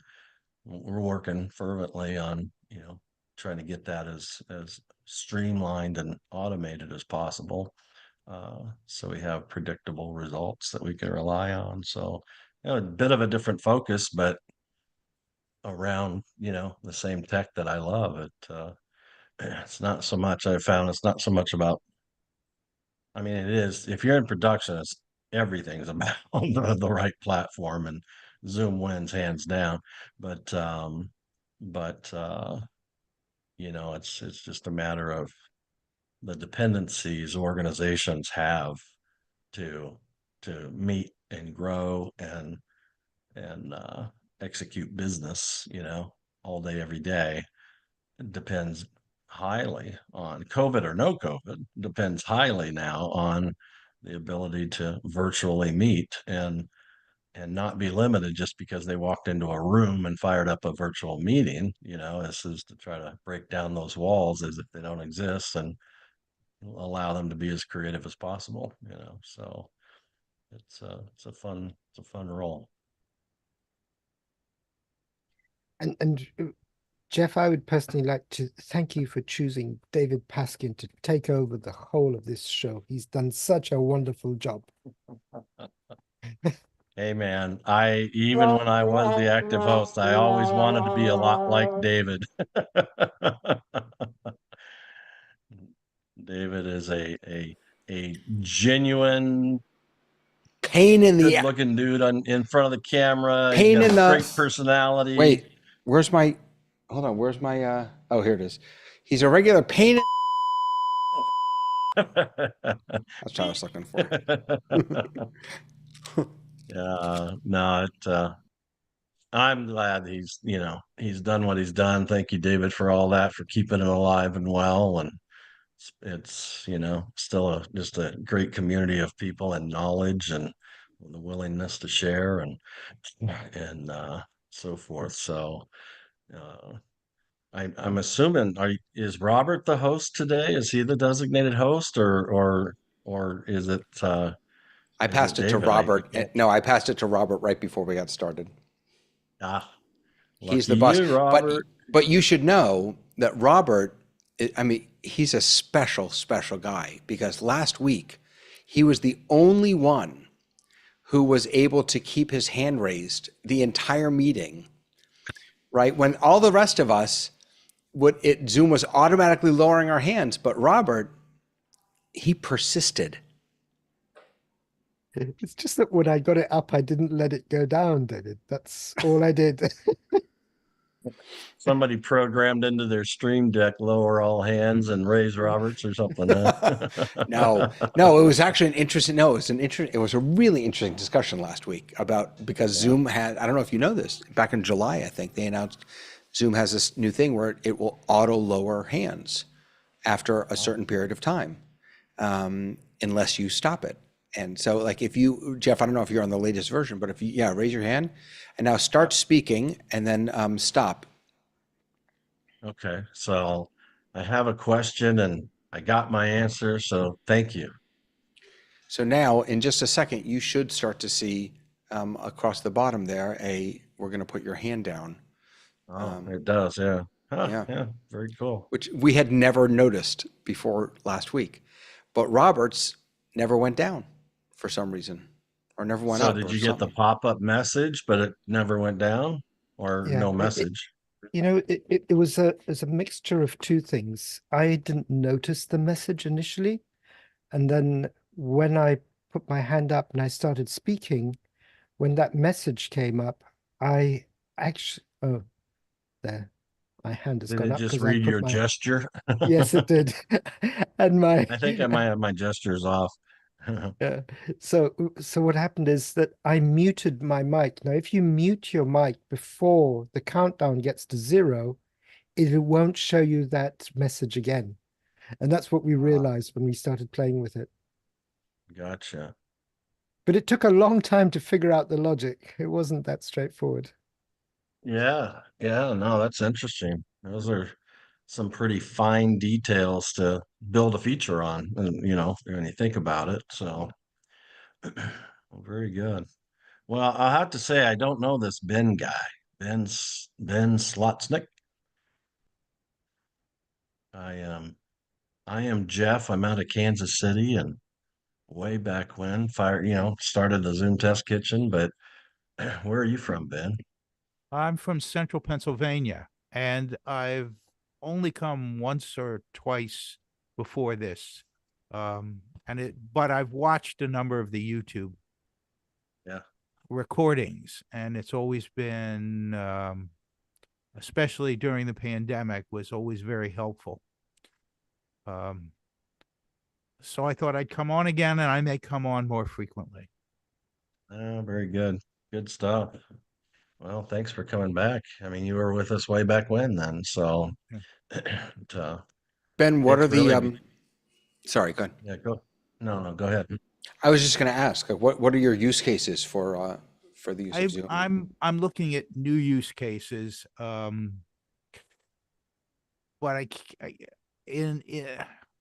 I'm doing some development, and which is hard when you're not really a coder. So there is a use case where I want to do some integration with automating following cameras in larger situations. Stuff will follow you if it's on your desktop, but it won't follow you easily when there are a lot of people, a lot meaning more than two. And when you're in an auditorium and you're trying to catch audience members, when you stick a microphone in someone's face, and in a large event where you have audience interaction. So that's the type of issue I'm thinking about, and that's an issue that ultimately needs, it's a production issue, maybe not for television, but certainly in some special cases for Zoom type production. Interesting. Yeah, you add an extra layer of complexity to that for sure. But I mean, we actually install, ceiling based microphone speakers, but Yep. this one 2 foot by 2 foot tile has like 18 to 24 microphones in it. It's a whole array for the very purpose of picking up who around Right. that table is speaking, and we program it to auto switch the cameras and so forth. Right. But I'm not quite sure on short notice for sure how you would auto switch Well, a unknown location roaming microphone. well, That's tough. I know how you do it. I've just got to put together the way you do it is you essentially stick something like an RFID chip on. It doesn't have to be on the person. It can be on the microphone. So when you hand the microphone over, that's located, and that location gets fed to the the software and the programming of the PDZ camera or the stationary camera. Or it could be what do they call those flying things? Yeah. It could be one of those because they already do that, right? You can throw your flyer up, and you've got. I mean, it can do it just on the person now, but they used to do it with chips as well, and you go for your run, and it just follows you and videos you and the whole bit. So, Yeah. but they're not the quietest devices in the world either to fly around. And I don't imagine some events would allow it, but who knows? Who knows? Yeah, well, good luck with that. That's it's a pretty cool challenge. Driven by, I'm assuming, you don't want manned cameras. Man cameras are great if you can afford them, but I've always worked in situations where there aren't lots of extra tech people that are put in the budget. You're lucky if you can get one camera person, and a one tech person. Yeah, that in itself can be a challenge for sure. Now, Ben, are you talking about multiple presenters within a conference room, or is it like a conference room where you have multiple people sitting around the table and then all of a sudden different people talk? Either way. Either way. Okay. Yeah. Because there, again, a lot of the newer versions of PTZ cameras do have a lot of They AI functionality, but yes, again, they do. They're really but they're- slick. They're really yeah. slick. And they take care of many situations, but there are situations where they get confused. And it's those situations or those spaces that they're really not quite designed for. Right, right. I know that there's this one unit that is coming to my mind that I believe it's called an owl, which is basically it's a unit that would sit in the middle of the conference room table. Yeah. But again, it has basically 360 based cameras around it, and it will, through detecting where the sound is coming from, it will then refocus the camera on that. Yeah. Digitally would be my thought. Yeah. I know John Yeah. Edelson is working on a similar project to the one that I'm working on with the new Osbot tailors. And my project is such that out of an automatic mixer that has microphones, conference microphones attached to it, we can identify which microphone is active, and then we just move the right Osbot tailor and focus it onto that speaker as a preset. And so you just set up a whole lot of presets and they'll be associated with a specific microphone. But that's at a conference table. But and John is working on something similar, but not quite the same. So he may be someone worth talking to, Ben. You guys are all worth talking to. And for you get your hands in a sense, get your hands dirty in the guts of the equipment and the coding. And I'm my background is I'm just kind of a level different than that. It's more of an call it architecture and meta architecture, where I can hear what you guys say and understand what's happening. I just can't. You stick me in a room with all that equipment, I'm lost. Yeah. Well, someone's got to do the I- thinking when we're doing the dirty work. Well, Ben. that's the thing. I said, but yeah, I was just gonna say, you said you're lost. I said, but still very needed, on being able to dream and build the vision and understand at a conceptual level, because those are things techno nerds can't bring their minds to do a lot of times, right? They're executors, total, nut level type problem solvers versus building the bigger picture, right? Yeah. I just a couple weeks ago I bought two of the new PTZ optics moves, and they're pretty impressive. I actually was shopping hard for bird dogs because I have never really been impressed with the quality of PTZ optics, and I've had them for years, but just getting a good white balance and color accuracy, and then the joystick just drove me out of my mind, and it just turned into a preset event versus being able to use it in I just want to, it's church based, and I just want to sweep the choir while they're singing live, right? I just couldn't do that without it just looking like, total novice on a joystick. But I bought the Super Joy controller and two of the 30X SE moves, and one, the picture's phenomenal, and two, the movement and control is super impressive and impressively smooth, and you can scale it way down so it's really slow, and speed it up in the whole bit. So it's quite cool. I will warn anybody who's using them. The part that threw me the most is their presets are not at all limited to positions anymore. Their presets capture like everything, the color, the white balance, the everything that it is at that moment becomes part of that preset.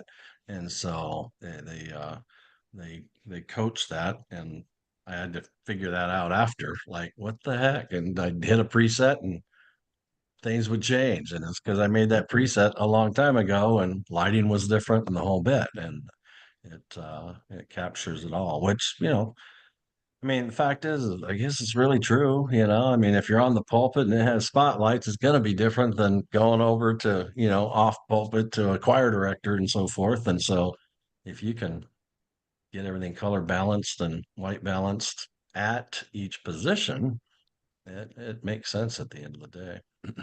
So they've come a long ways, that's for sure.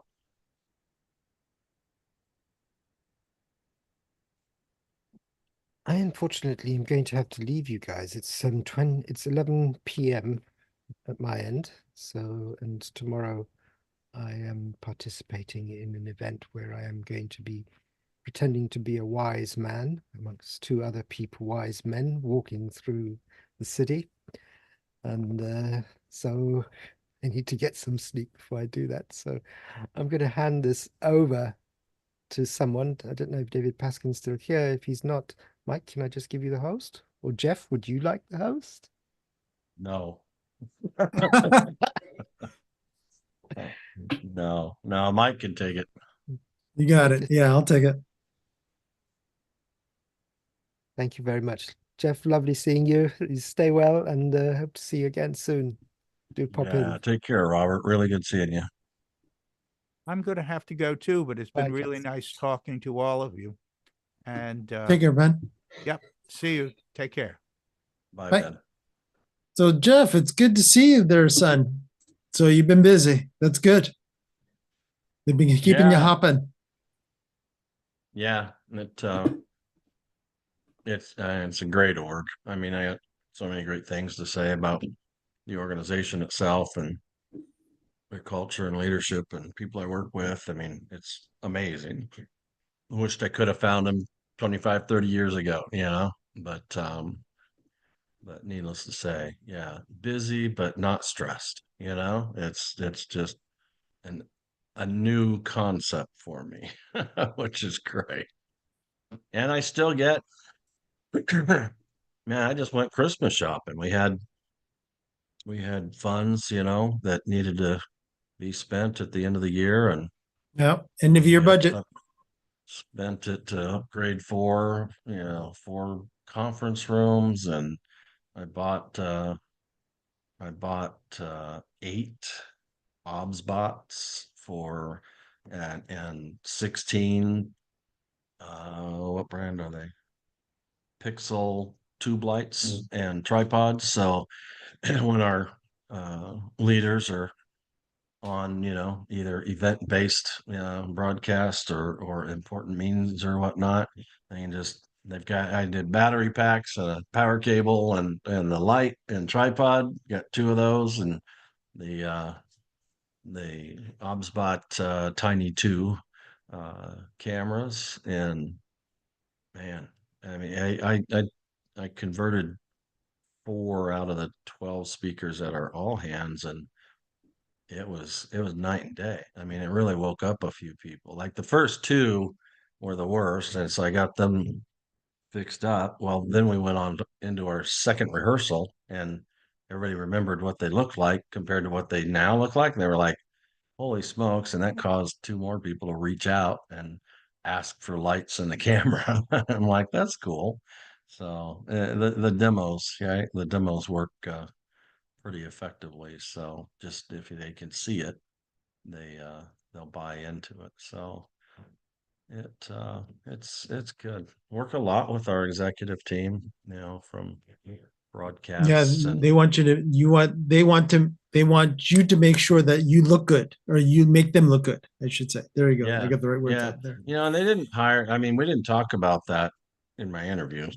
I mean, that was really like not part of the conversation, but I have since learned that they were well aware of, my AV background, and that was one of the decision-making criteria as well. Because I mean, a week and a half ago, I got hit up with, needing a teleprompter, right? And it's like they've just never had anybody, in-house that, understands it.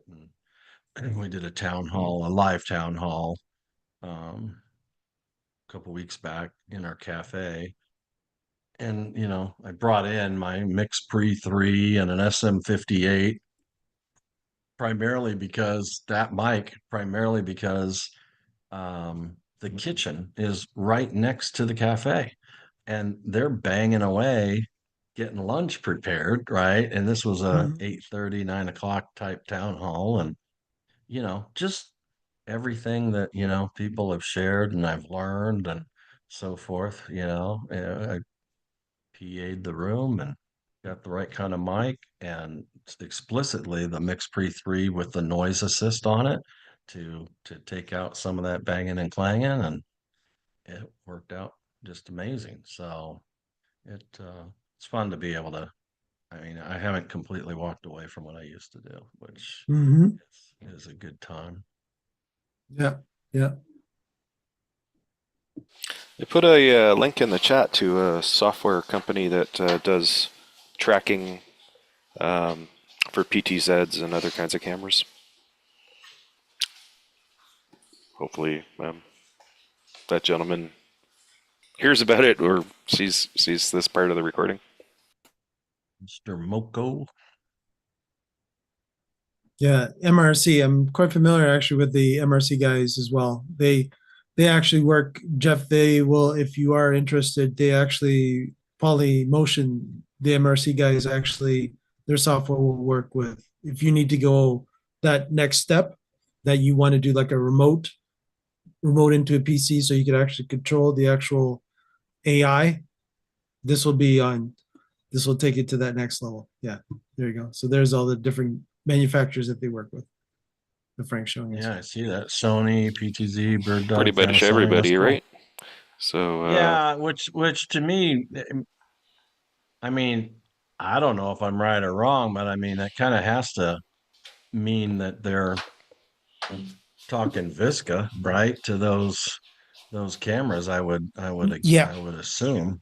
Yeah. Basically, what they're doing is they're again a lot of Visca chatter being constantly going on between over IP between the camera and the actual Polymotion chat software. But again, this software itself is based on a PC that's constantly feeding out to the cameras as you are telling it to move. Yeah, I agree. I noticed with some of the new PTZ cameras, or Z as Americans would say, they're doing a lot of this facial recognition and multi-point AI on people's bodies. I remember back in the day, we were using Parker Vision and stuff, and you had to wear an RFID necklace.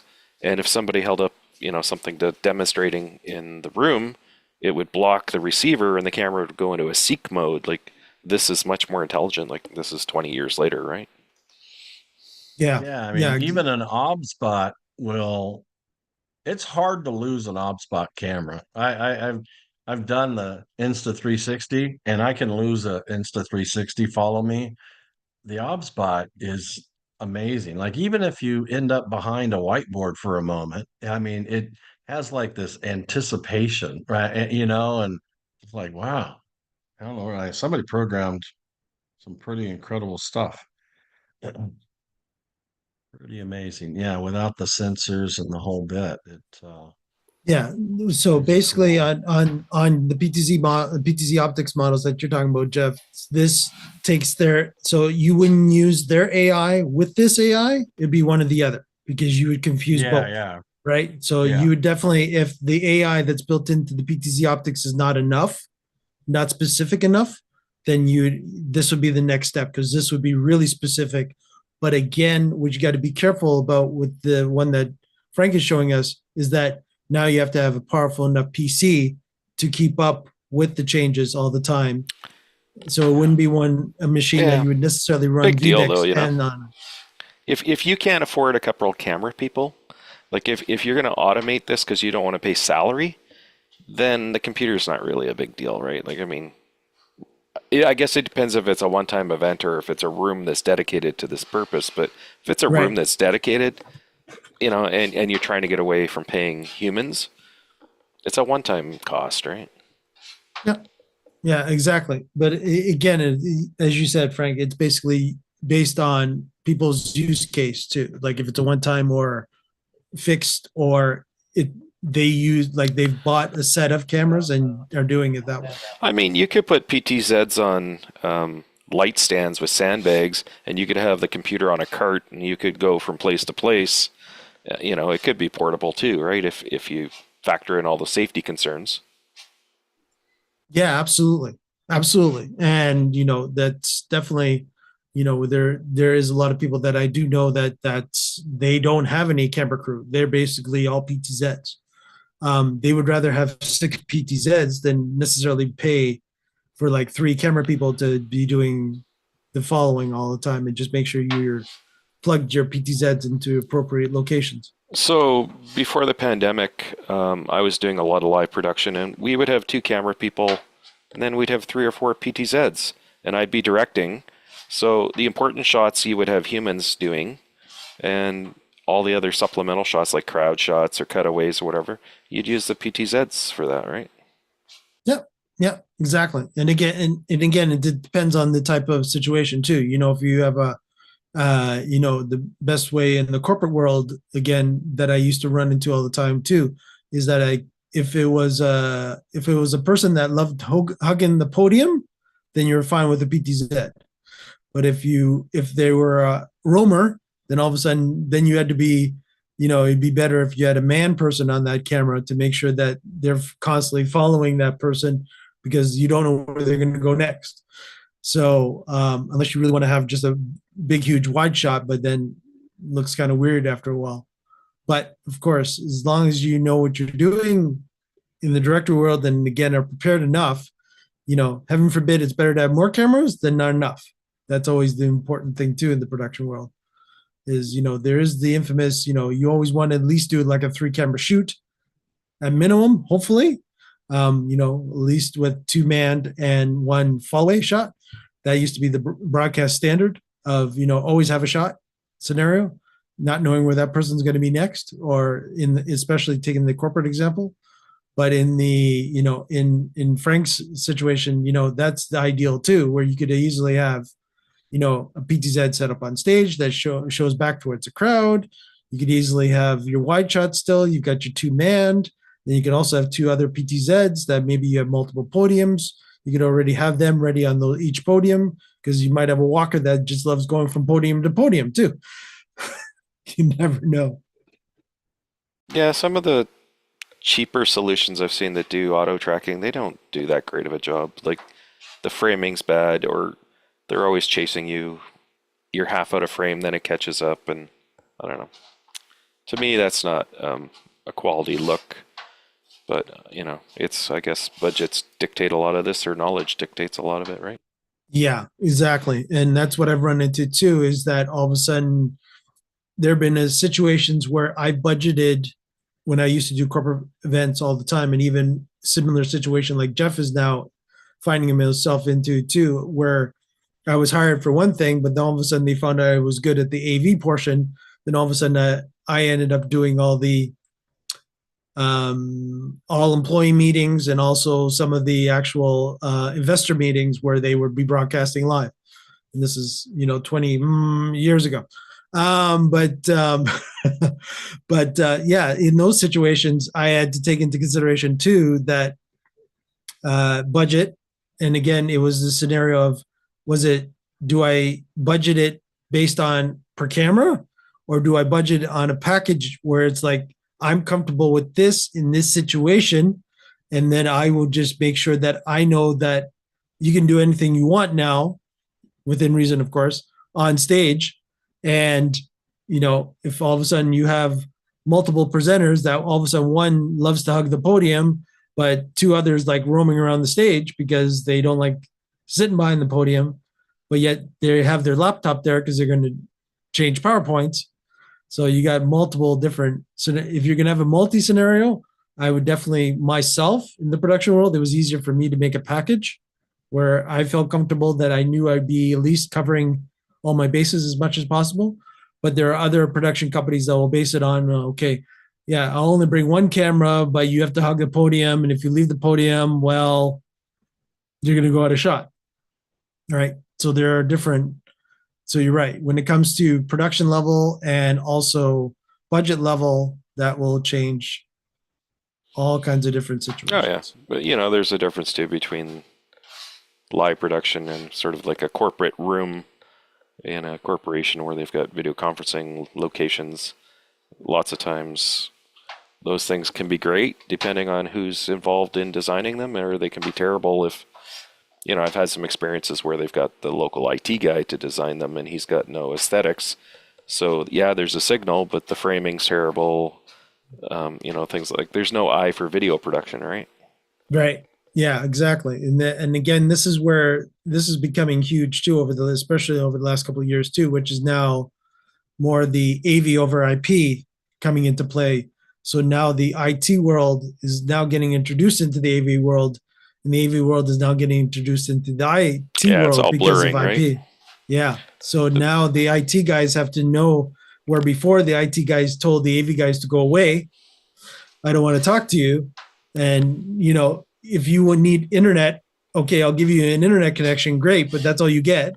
Now it's, you've got the video conference units now that can actually stream if you want them in any second. So that freaks out the IT guys. And now they're starting to have to understand what we would even call in Canada, since you and I are the Canadians in the room, the integrators of the world, which is basically the guys that would actually do the actual AV installations, now are becoming more IT focused. And now I have to understand from an IT world, the networking, because again, NDI is now coming into play, AV over IP is coming into play. I'm sending an RTMP feed to X location, Y location, or RTSP or SRT, or now all of a sudden I want to be able to go to YouTube. Then it goes all in weird and wonderful directions in that regards. And that's where the IT, I'm seeing a lot more IT, even with our dealers in Canada, starting to go, okay, I really got to understand AV now, because I'm starting to get asked to put audio and video on my network, but I don't understand it. And I don't want, and what a lot of the IT guys are still doing, and this is quite large in the States, and I don't know what Jeff's situation is when it comes to that, but I know that in the networking world, they've been sort of saying, you have your own switch infrastructure, you have your own networking infrastructure, and we'll have our own network infrastructure. I will just let you do a little bit. Now, that obviously doubles the cost, doubles everything, and doubles the infrastructure. But then the AV guys don't know anything about networking, so they don't know anything about security and such like that, where the IT guys do. So now that becomes the other problem now of, okay, who's going to manage the AV switches? They don't want nothing to do with it. Then it becomes a bit of a conundrum for the IT guys, because all of a sudden now the IT guys now have network gear that could potentially be compromised in security situations because they're not up to date on latest firmware and networking and all that fun stuff. So, oh yeah, the lines are really blurring. It used to be everything was copper, now it's all IP, right? Exactly, all copper versus IP. Yeah. I'm still of the old school. I still haven't been. Still hasn't been proven to me yet that IP is definitely going to be the way to go. Well, it's the way to go for now, but again, there's still a lot of expectations that copper gives that IP doesn't give yet, and I'll use quotation marks with that yet, aka latency, especially for IMAG. Image magnification within a venue. I've seen a lot of horribly done image magnification where you could tell that, if you're watching the actual screen in the room and they actually show you the camera, that you could tell that if there's a good delay, that there's IP being involved, where if it was copper involved, maybe a few frames here or there. But when it gets really noticeable that you're talking 10 frames, 15 frames, you're starting already at that particular part, starting to notice it. Jeff, have you run into any AV over IP issues at the new place? At your work? No, I mean, I had produced well, what was it? The national leadership meeting and did IMAG there, but I did it explicitly with a black magic switch and SDI. I mean, it's it's one of those sayings. It's I IP is copper. Just for a small correction, right? Like Ethernet is No, copper, obviously, but yeah. it's the protocol that has to, and especially if it's TCP/IP versus UDP, right? I mean, TCP/IP is a very reliable protocol, and therefore, I say, hey, I'm sending you this, and you have to reply to me. I got it, right? You have to have that acknowledgement back and the whole bit, so that it can, ensure package, sequencing and all that jazz. UDP is faster, but a little less reliable. But when speed's the objective, UDP is better. But yeah, when there's a protocol that has to be, encoded and decoded, and then if you add an extra layer of encryption, that makes it all the worse. And so when you have a speaker on stage and they're magnified behind themselves, yeah, you've got to do copper SDI and true blue video switching for sure. But when there's not that comparison, I mean, we watch TV and we assume it's live. When you have nothing to compare it to, you have no idea what kind of delay is on it, right? So it's not such a big deal. But yeah, live IMAG is definitely still, it's the old way is still the fastest way, that's for sure. Right, exactly. Yeah. That was my point that I was getting across. Exactly. And again, it is the infamous, it is built into that encode decode that Jeff was mentioning as well. If especially encode decode and heaven forbid transcode too, for that matter. That would add another layer on top of that too. So that it definitely makes things a lot interesting. So again, if we're bringing in raw and we're sending it out raw, fine. But if we're bringing in raw, then we're encoding it to a different bit rate, different audio, different video, then we've got to hope that encoder has enough speed, enough resources, fast enough so that it can get it done quick enough so that the latency can be minimized as much as possible. And it's still not going to be equivalent to even being close to being zero at that particular point, especially with the fluctuations of that type of stuff. But the one question that I know I was asking Frank as well, Jeff, and I was wondering if this was a problem that you noticed when you started with them, was that what's been very popular in the world of in the AV over IP world is been that IT department in the network, they keep their own network infrastructure, but the AV over IP network infrastructure has its own set of network gear as well.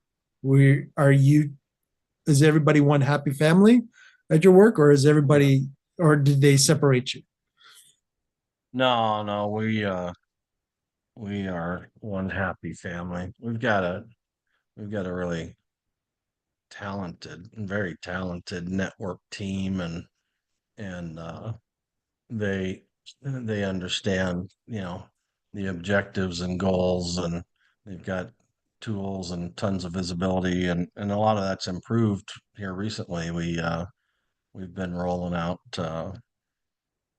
Fortinets for SD-WAN, so that it's all software defined, and which gives us tremendous, flexibility. We were able to consolidate equipment, and because it's your firewall, it's your switch, it's your router. I mean, it is pretty amazing. But they can, they can optimize. I mean, we had an all day meeting today with the whole team, and we have dual routes into every one of our branch offices, from from dual providers as well. And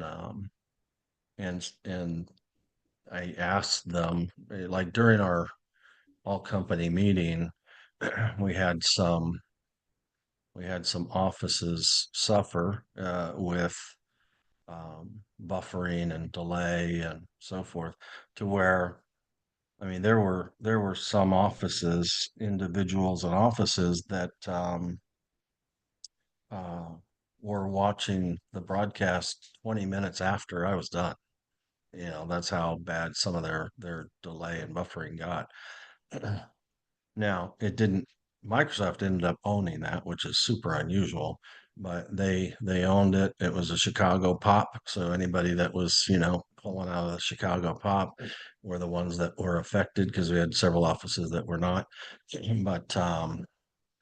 But needless to say, you know, one of my questions was, what if it was us? Because we have not internally, you know, like Zoom's mesh technology.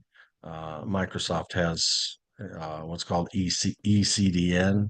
And so that's, you know, we've got 400 or 500 people in our headquarters office.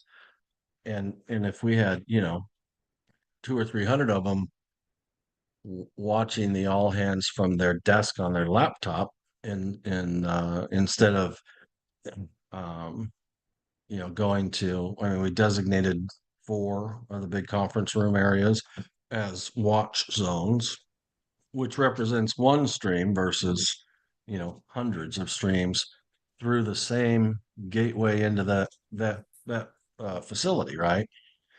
With ECDN, right? You pull in one, and then internally it, you know, figures out who's going to redistribute that to everybody. So the impact on the network is much, much less. But we don't have that implemented right now. But it wasn't the cause of the problem either. So, but we have the, you know, the visibility to do it. But yeah, it, like you were saying, you know, the ability to sell cameras used to just, you know, be one target buyer, right? Now yeah, it's what makes sales so difficult is audiences have expanded, you know, that you have to sell to and gain champions with, because primarily because of networking. And you know, it's one of those things. I mean, I'm telling you, 20 years ago, I used to tour all of US and Canada, you know, teaching um, TCP/IP and in subnetting and all that jazz. And I would share with people, I said, just be prepared one day. I mean, I didn't know anything more than it just simply made sense. You know, one day our toasters will have IP addresses, you know, all of our appliances will. And that was a way out there statement, you know, and but I mean, our fridges, our microwaves, our ovens can, you know, dishwashers, clothes washers. I mean, all those appliances are now available, you know, to be smart devices, if you will. Right. And so, I mean, down to, I mean, the light bulbs I'm looking at above me, it's crazy. So Mhm. it, Yeah, it the actually has got. knowledge, and, you know, the production, I'll say that the production space really deserves a lot more IP education. There's no question about it. I mean, you know, I mean, I see post after post after post of, oh, it's got to be on the same network, you know, 192, 168, 100.0, and then anything in the third octet. That is not what determines what's the network is. It's the subnet mask, you know. And it's Mhm. like that one number actually determines the network and the client addresses. And the question is, well, where's the delineation between the network bits out of the 32 bits in IP version 4, the network bits and the client bits or the host bits, right? And that's all about the mask. I mean, Mhm. I, you could, you know, you could have 192, 168, 100.10, and I could have 192, 168, 100.10, and we could be on totally different networks, Mhm. because you have a 255, 224.0 mask, and I have a 255.255.0 mask. And those are two completely different networks, although when represented in decimal, they look like they're the same. And That's right. and if if one doesn't understand that, they don't know enough about IP networking to do anything but get themselves in trouble. I mean, that's just the Right. truth. That's the hard truth about it. And because they'll just scratch their head going, man, this has always worked in the past. Well, guess what? You happen to be on a network that they are not using 8-bit masks. They're using subnetting in between, and you're not getting it. You're not seeing it. So but that's where knowledge is power, right? You just Yeah. understand it. And the fact of the matter is I don't know, I don't want to say it's easy to teach in binary, but when you get a good teacher who can teach IP addressing and subnetting in binary, it's easy to understand. It really is, because it draws a picture. It draws a perfect picture of all the 0 bits. They change to 1 bits, and there's the delineation for your network ID versus your host IDs. It's super easy to see, but seldom do people break it down that way, you know. So Yeah. it's a biggie. Yeah, perfect example even for myself, even in our house now, because we are actually, again, with the amount of IPs that are only in the class C. Again, I've been actually making I've actually increased at our offices. I've actually increased the subnet, and I've actually also increased the subnet at my house in my personal life, just because now, even without not necessarily where you run 250-ish units of IP at the same time. The point being is that there is the potential of 250-ish. When I say ish, it's actually 253, 254 IPs that you would have in a class C, which is, again, in a normal residential router, by default, usually your subnet mask is what Jeff was saying, which is, instead of it being 255, it would be, the last two numbers would be 255.0. So 255, 255, 2550. But again, if you start running out of IPs being allocated, or all of a sudden one unit has an IP that is static versus dynamic, and it's static, this unit has a static IP, and then all of a sudden your DHCP server, which normal cases for people residential would be your router, that could potentially also cause you grief too, because all of a sudden now that static IP that you put in that PTZ camera, all of a sudden your DHCP router gave that to your PC. Now you got an IP conflict. Now both of them are not working on the network.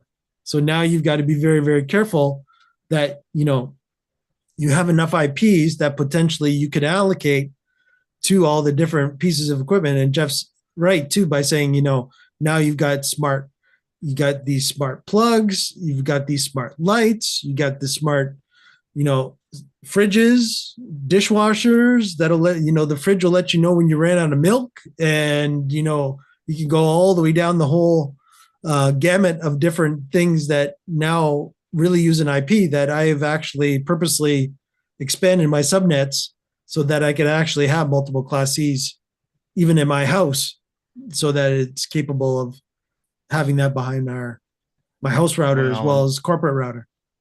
It's like, how do you, if you're, let's say you're on 192.168.100.0 with a 24-bit mask, which is 255, 255.0. And that provides, like you said, 254 addresses, right?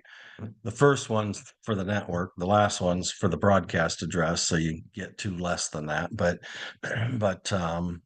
if you need more, if you exceed, that 250 devices or so, and you need more, most people, will change their 255.0 mask to a 255.255.0.0 mask.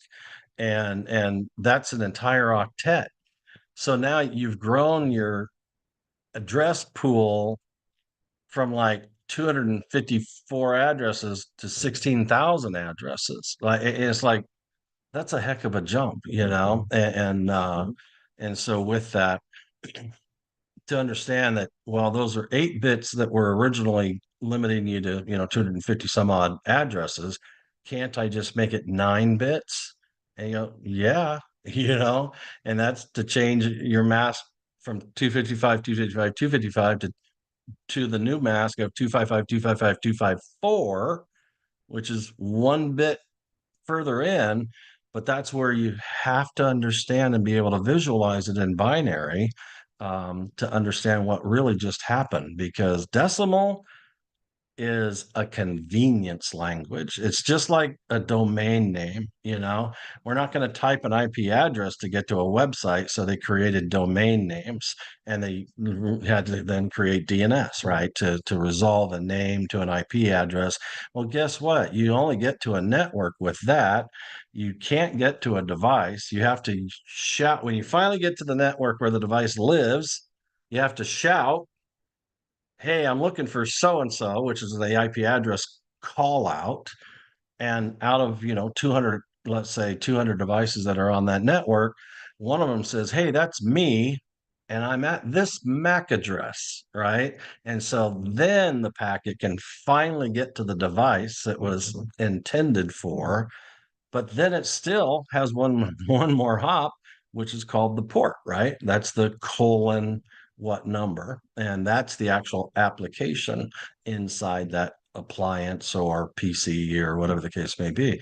And so there's just this whole, layer after layer after layer, in the routing world and application and so forth. And to understand it is, super, super valuable. I mean, it solves all kinds of issues, from people saying, hey, I've got 2 stream decks. How do I use, 2 together? Or I've got one on this machine and one on that machine, and I want both of them to be able to potentially manage my Mac and my PC. How do I do that? Right. And you can end up with port conflicts. It's on the same network, not a problem, but you end up with port conflicts as well, potentially. So it's not, I had to say, it's not that hard, but it's not so easy. You should continue to ignore it. That's for sure. That's right. And Hello, considering, John Idelson. oh, You're muted. I muted the story of my There you life. go. So are we going to see you in Las Vegas? You're invited. I'd love to, but I've got a couple other big events.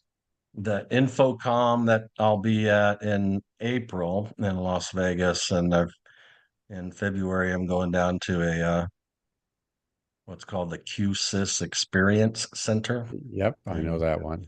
And, So you're I'm going to going miss down there. Guy and Brendan and I know. the I know. whole crowd. I'd love to get together. I mean, one of these shows will definitely get us together. We do have a tour coming up that I kind of fly in front of the executive team to land there before they get there to make sure all the tech is, ready and reliable. And our first stop in February is by Frank, Tampa. And so I'll try to look up our Well, friend, I live here in Ray Monterey. Franklin, and I know. It's a Florida. I live here in Monterey, and Leon Panetta was the Secretary of Defense, and he would come back on weekends. And you're talking about flying in ahead of your executives. In this case, they landed at C-40 or whatever, and it was tanks and not really, but those, beast cars and Secret Service men and everything that landed before he got there. Crazy. Yeah, I've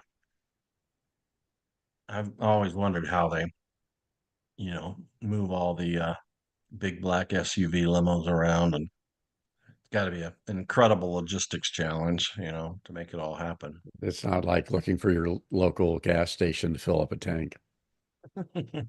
Call an Uber. The president has landed, but yeah, it's fun. Hey, I'm still waiting for my Ivy, John. oh, I was wondering if Jeff knew about that. Go ahead, John. Oh, yeah.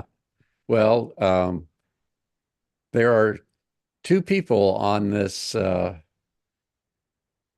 video conference, and I have labels for both of them. And if the ship doesn't land in the next week, you'll get 2 direct from the floor at CES. Sweet. That would be phenomenal. I really am excited to get one on our CEO's desk. In fact, I just got asked a week or two ago about getting it, specking out and purchasing a teleprompter specifically for recordings that are done of the CEO. And man, God, I'd love Well, to just you should walk talk up to there and Pat. put this on his desk, Yeah, well, you should talk to Pat at Zoom because he has one on his Lamort. desk. Yeah, he Yeah. has one on his desk to try, and now he won't let it get it back. And I what's bet. interesting that he said, because I said, because he really was enthusiastic. I said, listen, we're friends. I'm a professor. You could say anything to me, and I'm not the inventor. I'm a college professor helping this doctor. So give me the good and bad and ugly. And he told me the things that he liked different. But he said it's not so much even the view. He's been working with a teleprompter. He goes, this one is sized right for everything. So he's been doing internal meetings, and Zoomers have been going, did you get a new system, Pat?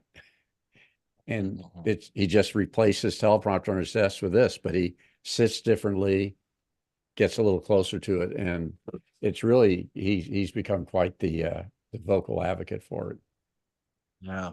Yeah. I mean, our marketing team and our creative team have, man, truly, if I had one to go hand to them and start Well, when the ship using or arrives, my testing. goal for both of you is to get you units, let you play with it, use it, and if it's useful and there are other desks to put it on, when we have a number of units coming that are not for resale but are for testing and demonstration, and so if you like it a lot, then we could get some additional units. We'll have for sale, ready to go, less the ones that Mike has reserved totally for Canada, arriving in May. So we'll have product off the Great. line, and then we'll probably have 200 of them stateside, less whatever we send to Canada, and then the assembly line's up and going. So it's just taking orders from there.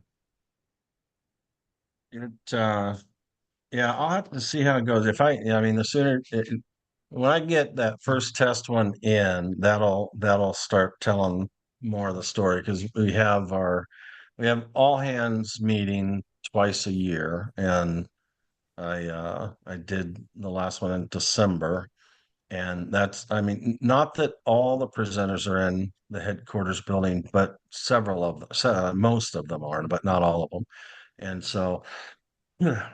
I mean, there'd be an easy place, if the testimony of it was strong enough, and I mean, it's going to go on the CEO's desk first, and that's where the testimony would come from. If it was strong enough and came from him, I mean, there'd be 8 or 9 people in the office who would have them on their desks, so that we'd have equal experiences and so Well, forth.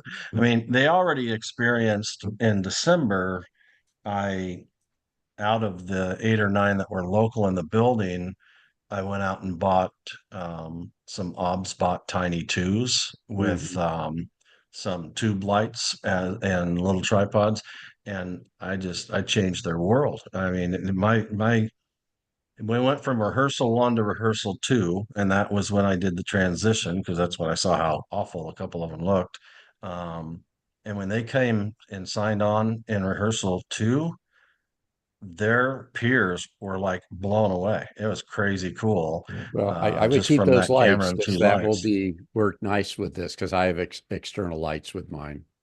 Yeah, because I mean, it is lit up, right? It does have that kind of brim light, but It has a light that's in it, but there I'm turning it on and off. I don't have things adjusted properly here, because this is not the production unit. So anyway, but yeah, it has a light on the top, but it does better. And I've got a little, let's see if I can turn it on here. Oh, that's out of battery. When I really want to look good, I have a hair light, and these are more diffused, and then I adjust. See, now I've got See, I've messed up my focus and everything.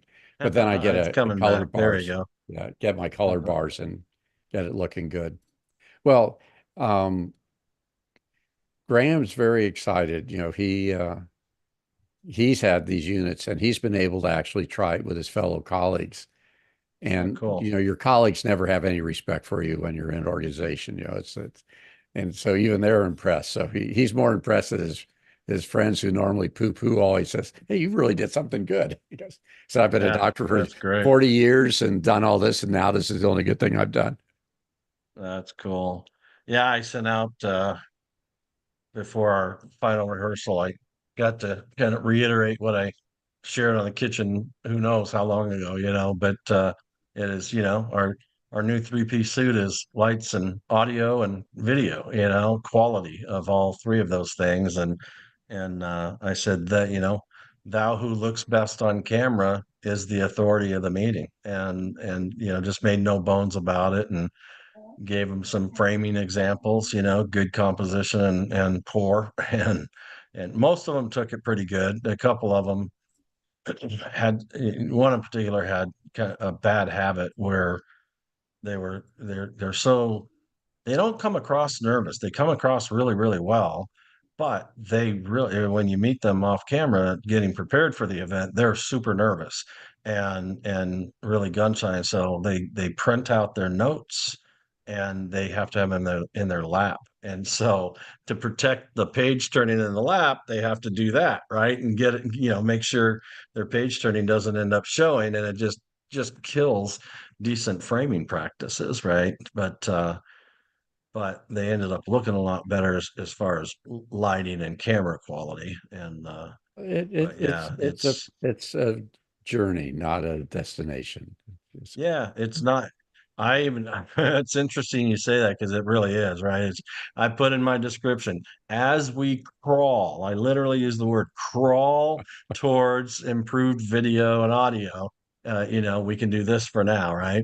And it is. It's just, a little bit at a time. But you know what? After December's all company meeting, they they had some budget funds, that needed to be spent, and I went and spent, I don't know, $3,500 on 10 kits of, the cameras, Yeah. the battery pack, the cable to the light, to the tripods and so forth. And so now there's enough kits for that many speakers anyways at this point.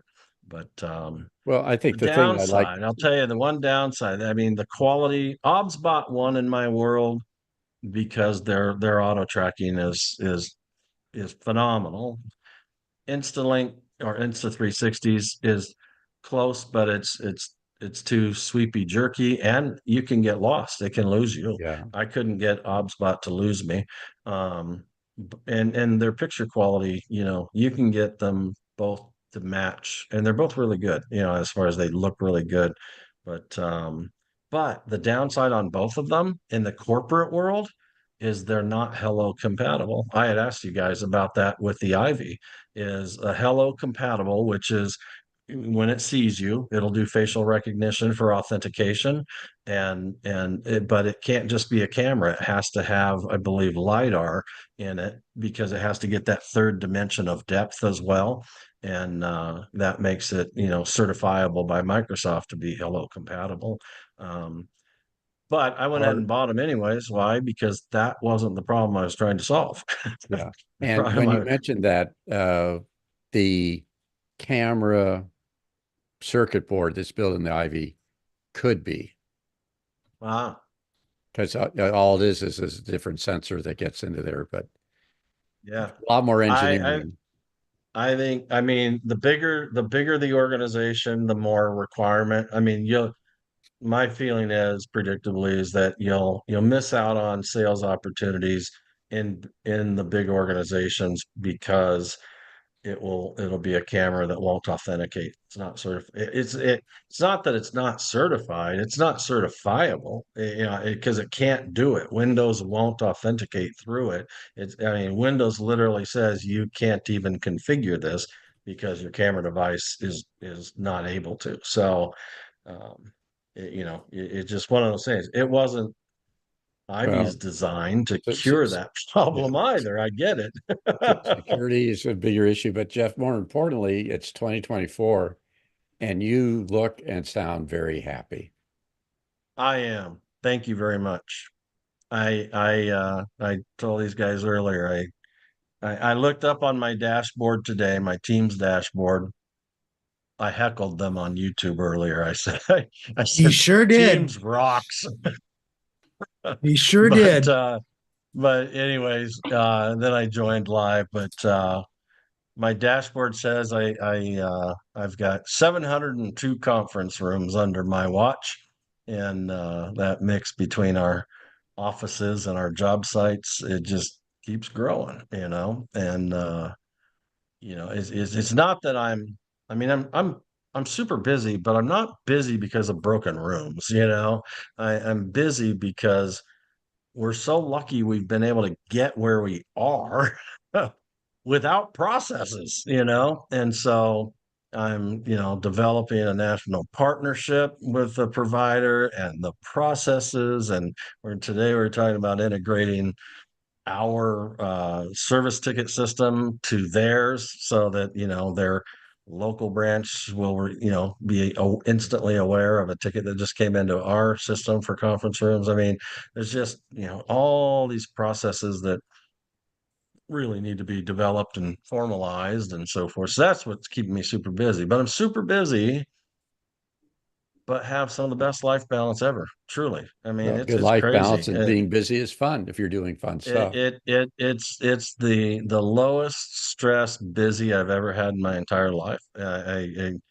crazy cool. It's show up, 8 to 8:30. The office is empty by 4:30.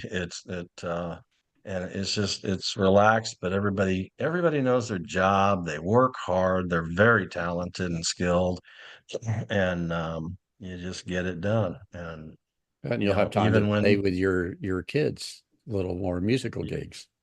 Absolutely. I mean, we had an all-day meeting today, but then they went out and did axe throwing. They were getting ready to leave and go, have an event to throw some axes.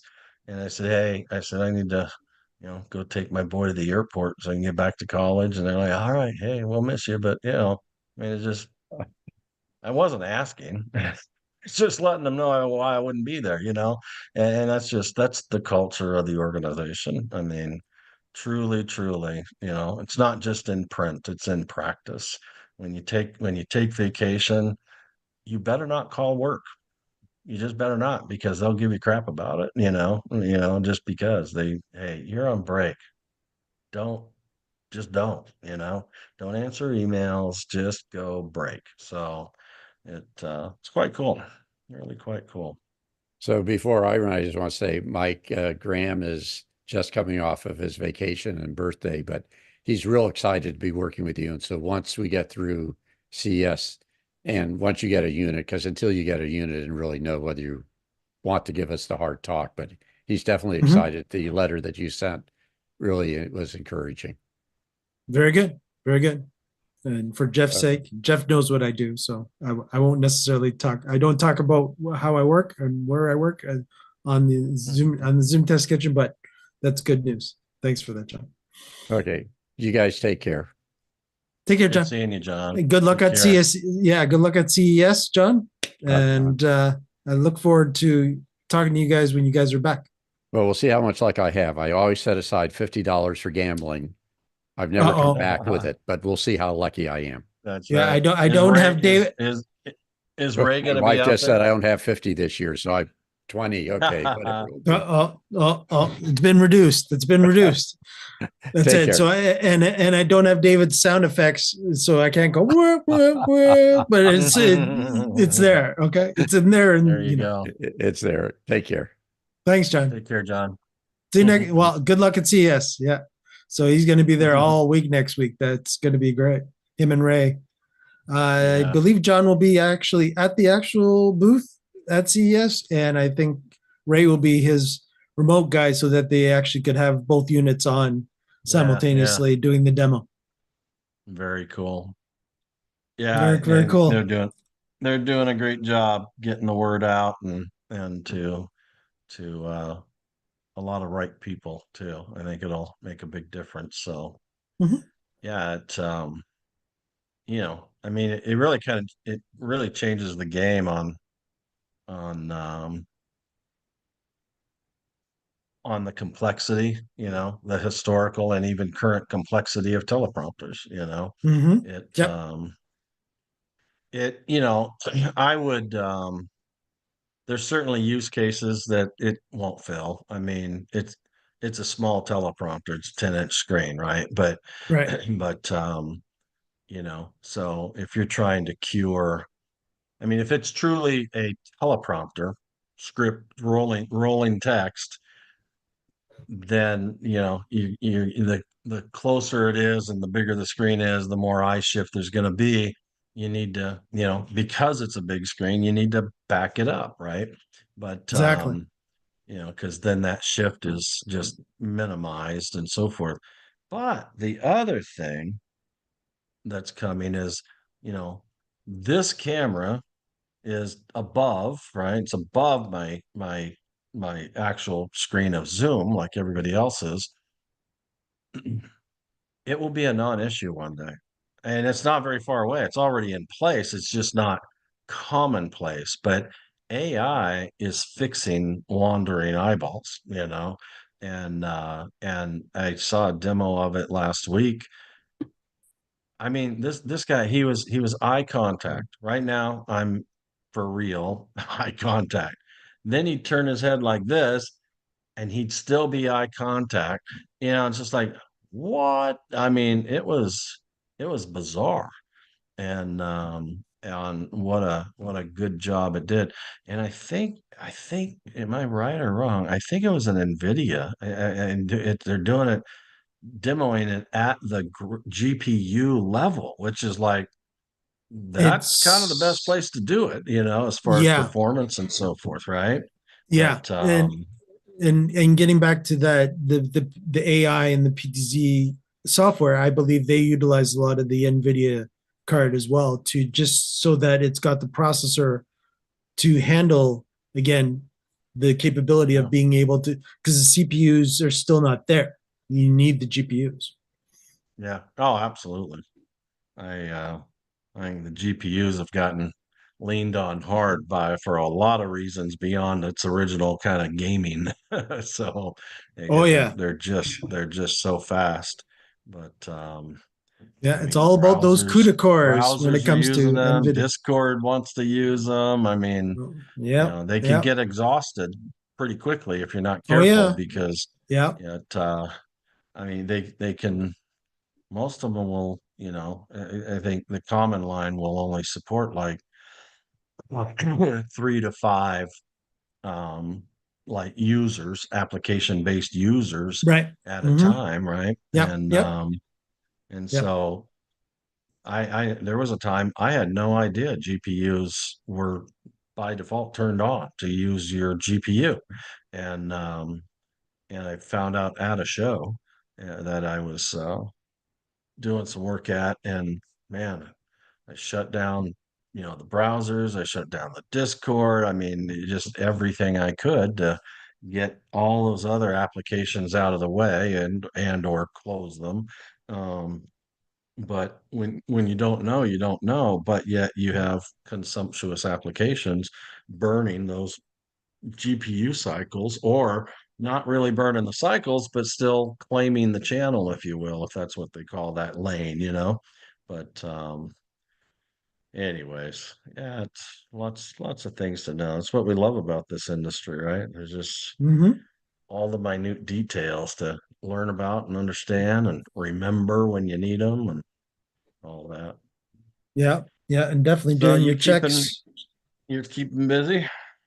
Keeping busy. Yeah, we're doing very well. We're increasing and all that fun stuff over here. But yeah, and again, as you might have seen, I'm on weekly with the boys, so I'm helping out. I'm usually the one that usually monitors the YouTube room and bringing that in, as David and Ray are running the main stuff. But everybody's keeping up, doing what we're doing, and What was I going to say? Oh, yes, and definitely before we disappear with each other, I know that inquiring minds want to know: do you miss being on the helicopter? I do because I love to fly. I mean, Yeah. and it's not so much the helicopter. I love being in the air. I'm a pilot, and I love the departure and the separation and so forth. It's just super peaceful to me. But yeah, so I do miss that, but I'm still in touch with. I mean, gosh, the other 3 nights ago, I swung by the airport to actually test one of my little walkie-talkie ham radios, and it does airband as well. So that's what I was testing. But the guys came back, they were landing, and so we ended up chatting for like hour and a half in the parking lot. But you know, just a good group of folks, but hey, admittedly. Like the other day, they had to capture a really, really nasty accident, where people lost their lives and there were fires and. So that part I don't necessarily miss, it Mhm. as fun as it is to every once in a while, see your work on the news and so forth. It sometimes it's just bad news, and you have to capture it, and Yeah. that part's not real satisfying. But being in the air, I absolutely miss flying. I'd hit the air every day if I could. But we got a good replacement. My like when I left, I told him I'd stay on for 4 weeks over the weekends, and one of them was our air show, and I told him I'd try to recruit at the air show, and sure enough, we found a young man who his his dad is a pilot and instructor and so forth. Known him for years, and he's worked out really good. So it was a good time working for iHeartMedia. I mean, it's a big media company, so Yep. it was fun for sure. That's What cool. else is there? I don't know. One of our boys was back for the holidays. The other one's still out there in Taipei, and he'll be back in, I don't know, 12, 16, 17 months, maybe less than that, 13 months. But yeah, good stuff. Life is good. Cool. As Jeff would say, and I'm going to do it in Jeff verbiage, we're going to put a tail on this. So thank you, YouTube. And I don't have Jeff's music. And I've got to get David to get some music so that we can actually do proper endings. But what I will do is I will throw it to my graphic that I didn't make for everybody. So everybody can have There you go. Happy New Year Happy with New using Year. Jeff's, and that's Jeff's still original Zoom Test Kitchen logo. And we'll see everyone next week at 3 p.m. Eastern.